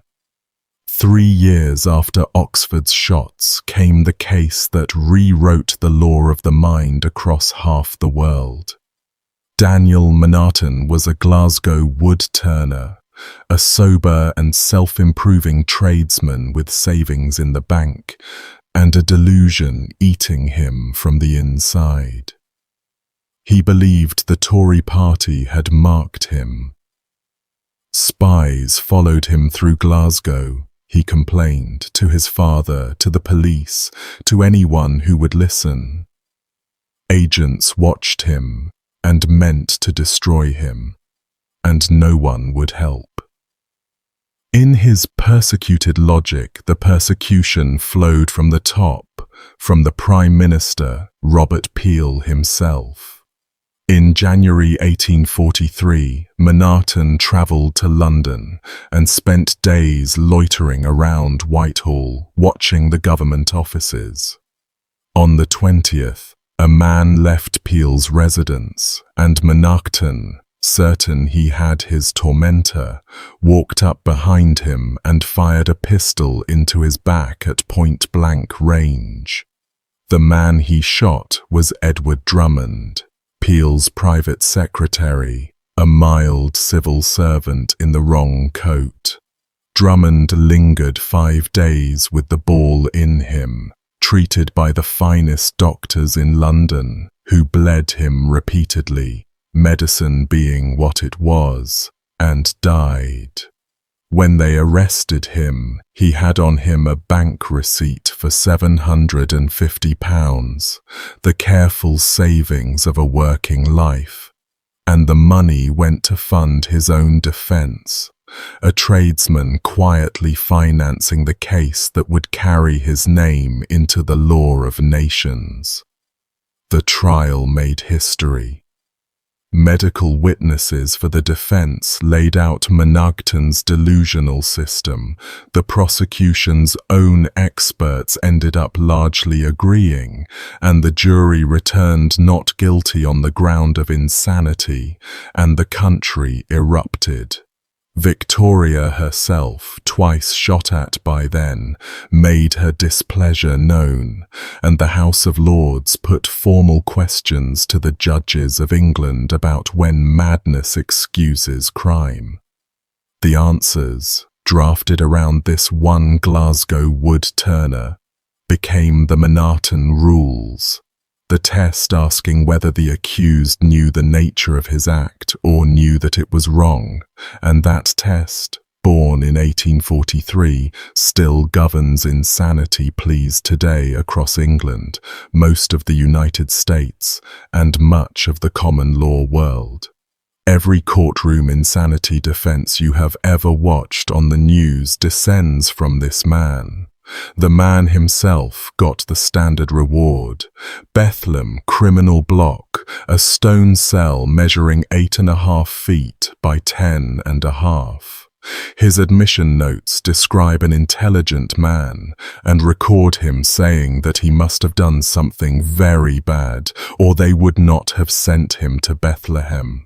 21 years he spent in that cell and its yard, growing quieter, refusing food at times until the feeding apparatus was brought, his delusions folding inward.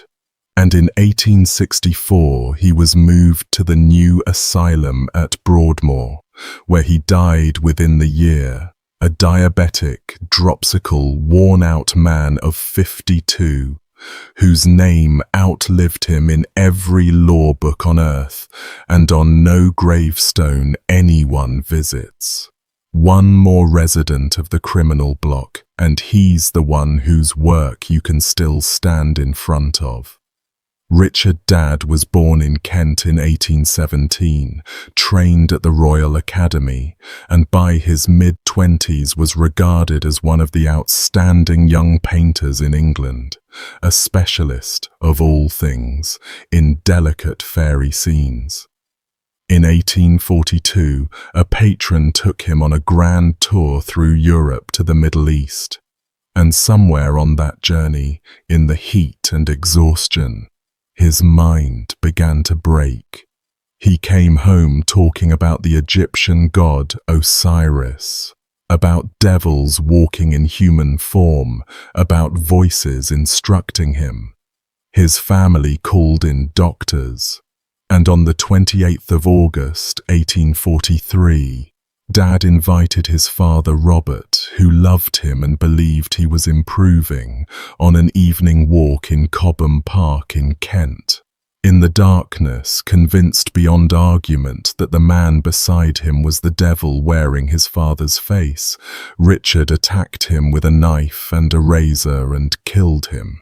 He left the body where it fell and ran for the coast with money and a passport already prepared, the murder planned around the delusion, crossed to France, and was arrested there after attacking a fellow coach passenger with a razor, another devil apparently, in another borrowed face. Among his belongings afterwards was found a list he had drawn up of people who had to die, and his father's name stood at the top of it. The French found him raving. England brought him back, and in 1844 he entered Bethlem's criminal department, 27 years old, a parricide, and one of the most gifted painters of his generation. He never came out. Bethlem first and Broadmoor after, 42 years of confinement until his death in 1886, and inside those walls he painted. The head steward, George Henry Hayden, and later the reforming Superintendent Hood, gave him materials and encouragement, and Dad produced the strangest masterpieces in English art from inside a criminal lunatic ward. The most famous, the Fairy Feller's masterstroke, occupied him for 9 years, 1855 to 1864. A small canvas worked over with a miniaturist's obsession, a crowd of fairy figures frozen in long grass, watching a woodsman with his axe raised over a chestnut. The blow forever about to fall, every blade of grass painted with the patience of a man who had nothing on earth except time.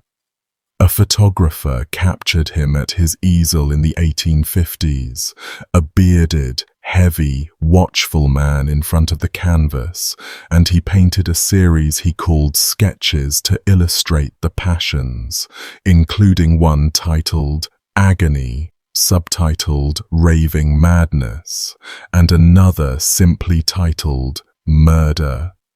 He knew his subjects from both sides. His father's grave was in Kent, his own would be at Broadmoor, and the painting hangs today in Tate Britain, where crowds lean in to study the detail, most of them unaware that the raised axe was painted by a hand that had done what the axe is about to do. I promised you the bones near the end of this, and we've arrived, so come back with me to Bishopsgate, to the original ground, to the commuters at Liverpool Street. In 2015, engineers digging the new Crossrail line under the station broke through into a mass of human remains, and archaeologists from the Museum of London moved in and spent months lifting skeletons out of the London clay by hand, in white suits, under tents, while trains thundered a few yards away. The dig ran against the tunneler's clock, so the archaeologists worked in shifts through the summer, dozens of them at a time, and every skeleton was photographed where it lay, numbered, recorded, and lifted bone by bone into labelled boxes, a level of individual attention almost none of these people had received while alive. The final count of individuals excavated came to 3,354. Beneath them, unexcavated, the rest of the burial ground carries on under the streets, and the specialists' estimate for the total number of people put into that patch of earth runs to somewhere in the region of 20 to 25,000. The ground has been called the Bedlam burial ground for centuries, and the nickname promises a little more than the records deliver. This was the new churchyard, opened in 1569 on land that had belonged to the old Bethlem Priory, and it served as London's first municipal burial ground, a cemetery attached to no parish church, open to anyone, in use until at least 1738. Into it went the poor who could afford nothing better, religious non-conformists who wanted no parish rights, the unclaimed dead of the city's hospitals and prisons, plague victims by the cartload in the epidemic years, and, among all those thousands, some of the people who died in the hospital next door. Whether any particular skeleton under Liverpool Street belonged to a Bethlehem patient, the bones themselves rarely say. What the ground certainly holds is the largest sample of ordinary Londoners from those centuries ever recovered, the exact population from which Bethlehem drew its patients, buried at the hospital's doorstep, and what the science pulled out of them fills in the world this whole story happened in. The plague finding came first and made headlines around the world. One trench held a mass grave, bodies in coffins, stacked with care rather than tumbled in, and researchers took teeth from 20 of the 42 skeletons in the pit and sent them to a laboratory in Germany that specializes in ancient disease. Inside the dental pulp of 5 of them, sealed in the teeth for centuries, sat the DNA of Yersinia pestis, the plague bacterium, the first time the killer of early modern London had ever been identified in the ground of 17th century Britain, though the team's osteologist judged that this particular pit most likely dated to an outbreak in the 1500s, rather than the Great Plague itself. 5 people whose last days involved the fever, the swellings, the black extremities, coffined by someone who took the trouble to stack them gently in a season when gentleness was in short supply. The wider skeletons gave up the texture of their lives, one laboratory technique at a time. Chemical signatures in teeth showed that nearly half of the individuals sampled had migrated into London from elsewhere, one of them from somewhere much warmer than England, the city even then pulling people in from everywhere to work and, in due course, to die. Every sampled individual, every single one, carried evidence of heavy childhood exposure to a poisonous metal absorbed from the city's pipes, paints, and pewter. A slow chemical assault on the developing brain that the whole population simply lived inside, and you can connect that to a story about madness or leave it as a fact about the water. Hardened plaques scraped from their teeth held a diary of their working days. Fibers of flax, hemp and wool from the cloth trades, worked and bitten and breathed. Tiny barbules from chicken feathers lodged in the mouths of people who plucked birds for a living, soot from a lifetime of indoor fires, and pollen from medicinal plants, traces of borage, an old remedy for melancholy among other things, swallowed by people dosing themselves for ailments of body or mind, long before any of it reached a physician. Rickets bowed their legs, scurvy loosened their teeth, tuberculosis pitted their spines, syphilis in its late stages ate at their skulls, and syphilis, remember, ends in madness. So some of the marked skulls in that ground belonged to people who went insane before they died, whether or not they ever passed through the hospital next door. A few of the dead have names. The leveller John Lilburne, one of the most jailed and most defiant political agitators of the 1600s, is believed to lie there. So is Robert Lockyer, a young soldier of Cromwell's army shot by firing squad in 1649 for mutiny, whose funeral procession through London drew thousands of mourners wearing ribbons of sea green, one of the great political funerals of the century, ending at this ground. They went into the same clay as the nameless plague victims and the feather pluckers and perhaps the odd broken soul from the cells, and the city built over all of them. A chapel, then houses, then a railway station, and 150 years of passengers stood on the platforms above 20,000 people until the tunnellers finally introduced them. The dig closed a circle that had been open since 1247. Simon Fitzmary gave that land for the care of the poor, and the poor are what the archaeologists found in it, layer on layer. When the scientists had finished their work, the excavated remains were taken out of the city and reburied together in consecrated ground in Essex, with a service, prayers said over people who had waited 4 centuries for the follow-up. The trains run over the emptied corner of the ground now, on schedule, all day. Something else grew out of Bethlehem and spread across the country on foot, and it walked straight into the greatest play in the English language. From the 1500s onward, England's roads carried a recognizable figure, the Bedlam beggar, called a Tom o' Bedlam or an Abraham man. The claim these men made was simple. They had been patients in Bethlehem, discharged as harmless and licensed, so they said, to beg for their keep.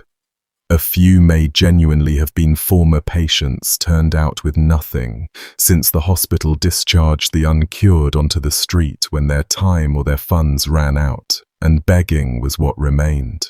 Most, by every contemporary account, were professionals, healthy men acting madness for a living, and the performance had a costume and even makeup.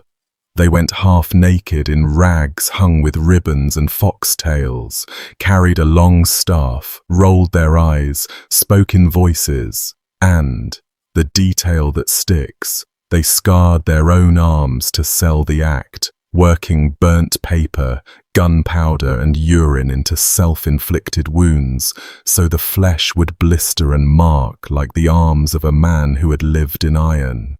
Men mutilating themselves to counterfeit the injuries of Bethlehem, because the public knew exactly what Bethlehem did to arms, and pity could be harvested from that knowledge a penny at a time on a cold road.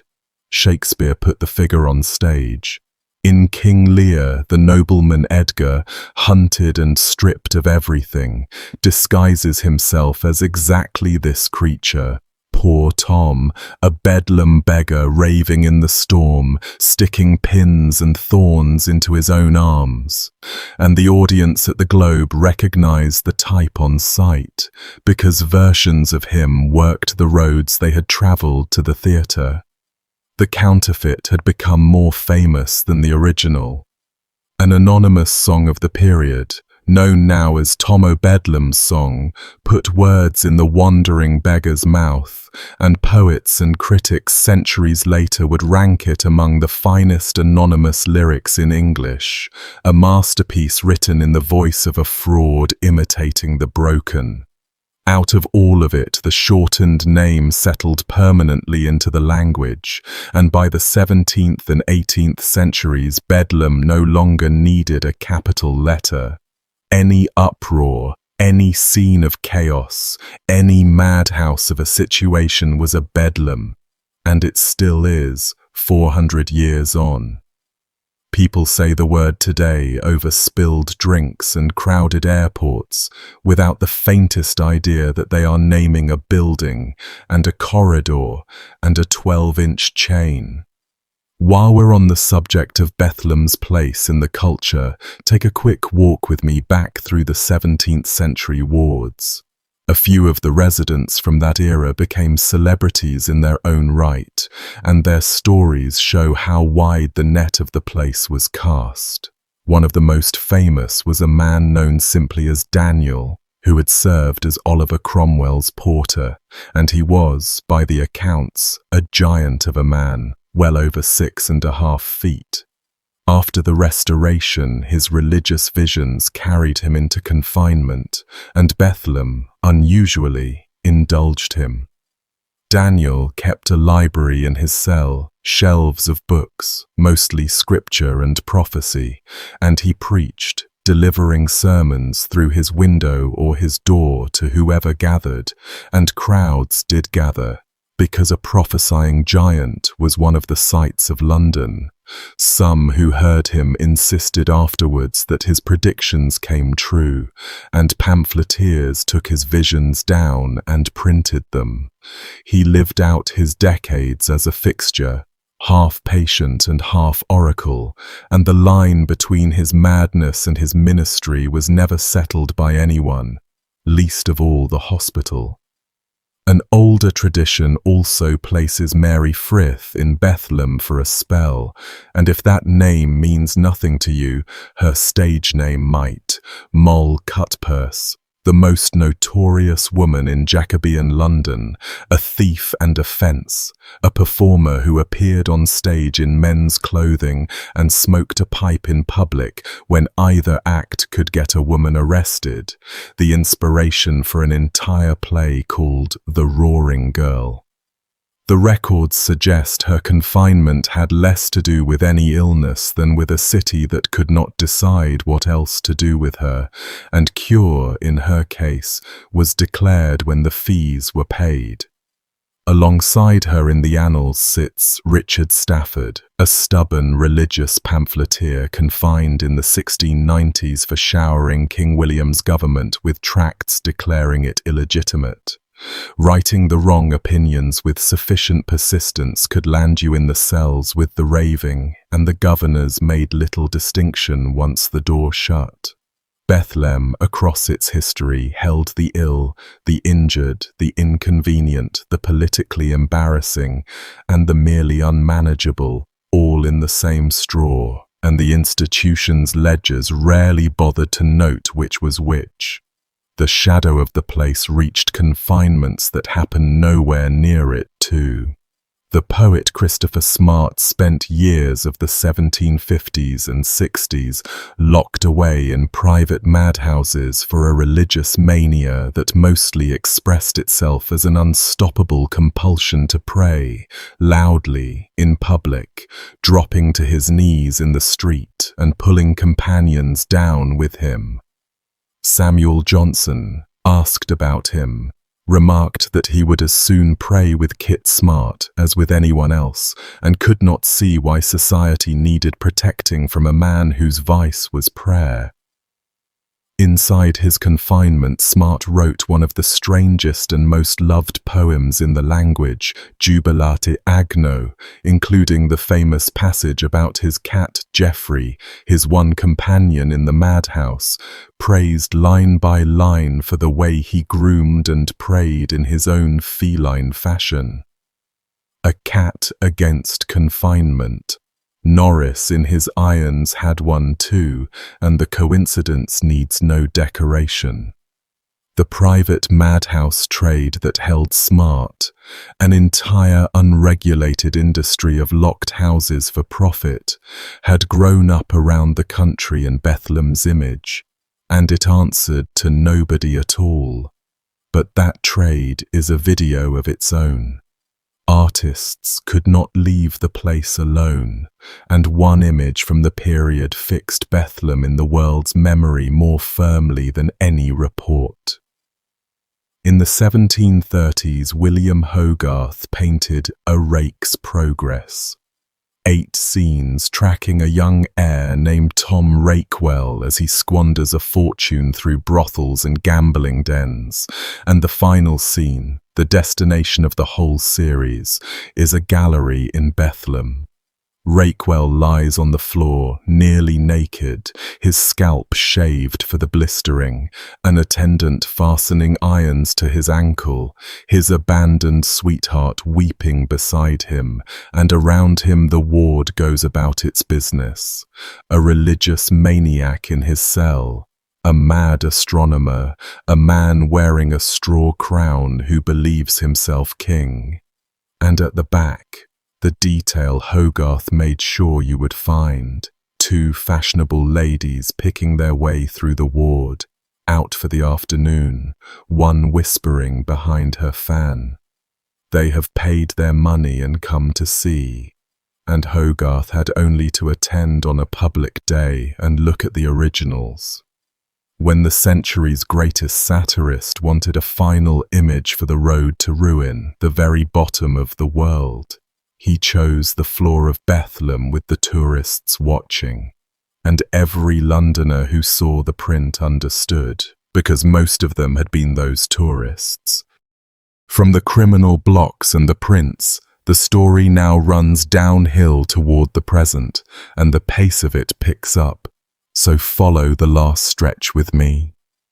In 1863, the state opened Broadmoor, a purpose-built criminal lunatic asylum out in Berkshire, and over the following months, Bethlem's criminal patients were transferred there in escorted batches, Oxford among them, Monarton among them, Dad among them, the accumulated assassins and parricides of half a century carried out of Southwark by rail and coach. Broadmoor, whatever else history would make of the name, was purpose-built and modern. Terraces with views over Berkshire countryside, a farm, workshops, and for men who had spent decades in stone cells and walled yards, the transfer meant seeing an open horizon for the first time in 20 or 30 years, from behind a different set of walls. The criminal wings, scene of some of the darkest chapters we've covered, were eventually pulled down, and Bethlehem, for the first time since Hadfield's pistol shot in 1800, was simply a hospital again. Under Hood and his successors, it grew almost respectable, a place of paying patients and photographed wards, and photography itself arrived in a strange form. A portraitist named Henry Herring, brought in during the 1850s to photograph patients, partly for the fashionable science of physiognomy, the notion that madness printed itself on the face. His portraits survive in the archives, and they are worth seeking out. Rows of Victorian faces, women in bonnets, men in cravats, some staring, some composed, some caught mid-thought. One of them Richard Dad at his easel with the brush in his hand, and taken together they do the one thing the previous 6 centuries of records almost never did. They show you the patients as individual human beings, one at a time, looking back. 600 years of chains and ledgers and case notes, and then suddenly, in a glass negative, a face with a name attached, holding still for the camera the way anyone holds still. And you realize every cell in every century of this story had one of those faces in it.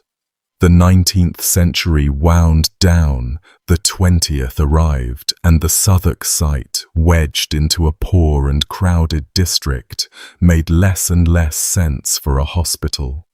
In 1930, Bethlem moved for the third and final time, out to Monk's Orchard near Beckenham on the southern edge of London, the new buildings formerly opened by Queen Mary herself, a reigning queen consort cutting the ribbon on Bedlam, a green campus of villas and gardens about as far from Hook's sinking palace as architecture can get, and that is where it stands today. Run that back if you need to, because plenty of people find it hard to believe. Bethlem Royal Hospital did not close. It never closed. The institution, founded in 1247, is a working psychiatric hospital right now, part of the National Health Service, treating patients this week, the oldest institution of its kind on Earth, closing in on 800 years of continuous operation. The building it left behind in Southwark was taken over and, from 1936, reopened as the Imperial War Museum, its dome and portico now fronting the machinery of the world wars, and the visitors queue through what was the entrance of an asylum without a plaque in sight to slow them down. Down at Monk's Orchard, in an Art Deco building on the hospital grounds, sits the Museum of the Mind, opened in its current form in 2015, the same year the archaeologists were lifting skeletons out of Liverpool Street, the institution's memory and its buried dead surfacing together. The museum holds the archives, the admission ledgers with their centuries of names, Herring's photographs, Dad's paintings, the restraints, the actual irons, cuffs and chains you can stand in front of behind glass. The hospital also runs a working gallery that exhibits art made by current and former patients, and shows from it have travelled to major London institutions. So the line that runs from Richard Dad painting fairies in a criminal ward now ends in patients whose work hangs in public with their names on it, shown as artists rather than exhibits, a distinction this place took the better part of 8 centuries to arrive at. And on the staircase, restored and reunited, lie the 2 stone giants, Cibber's figures from the gates at Moorfields, raving madness and melancholy madness, 3.5 centuries old now. Patients from the working hospital pass them on visits to the museum, people in treatment today walking beneath the carved chains of the 1670s, and the figures lie there as they always have, one straining against his shackles with his mouth open, the other staring past everyone at nothing, keeping whichever of the 2 watches over the door was always theirs to keep. That's where I'll leave it. Thank you so much for spending this one with me. I know it wasn't an easy listen, and if you made it all the way here, you're exactly the sort of person this channel exists for. Tell me in the comments which part stayed with you, and drop any suggestions for what I should cover next. I genuinely pull topics from there. If you want to help keep these long ones coming, the Patreon and the YouTube memberships are how that happens. Links down in the description and in the pinned comment, and no pressure either way. Get some rest after this one. See you in the next video.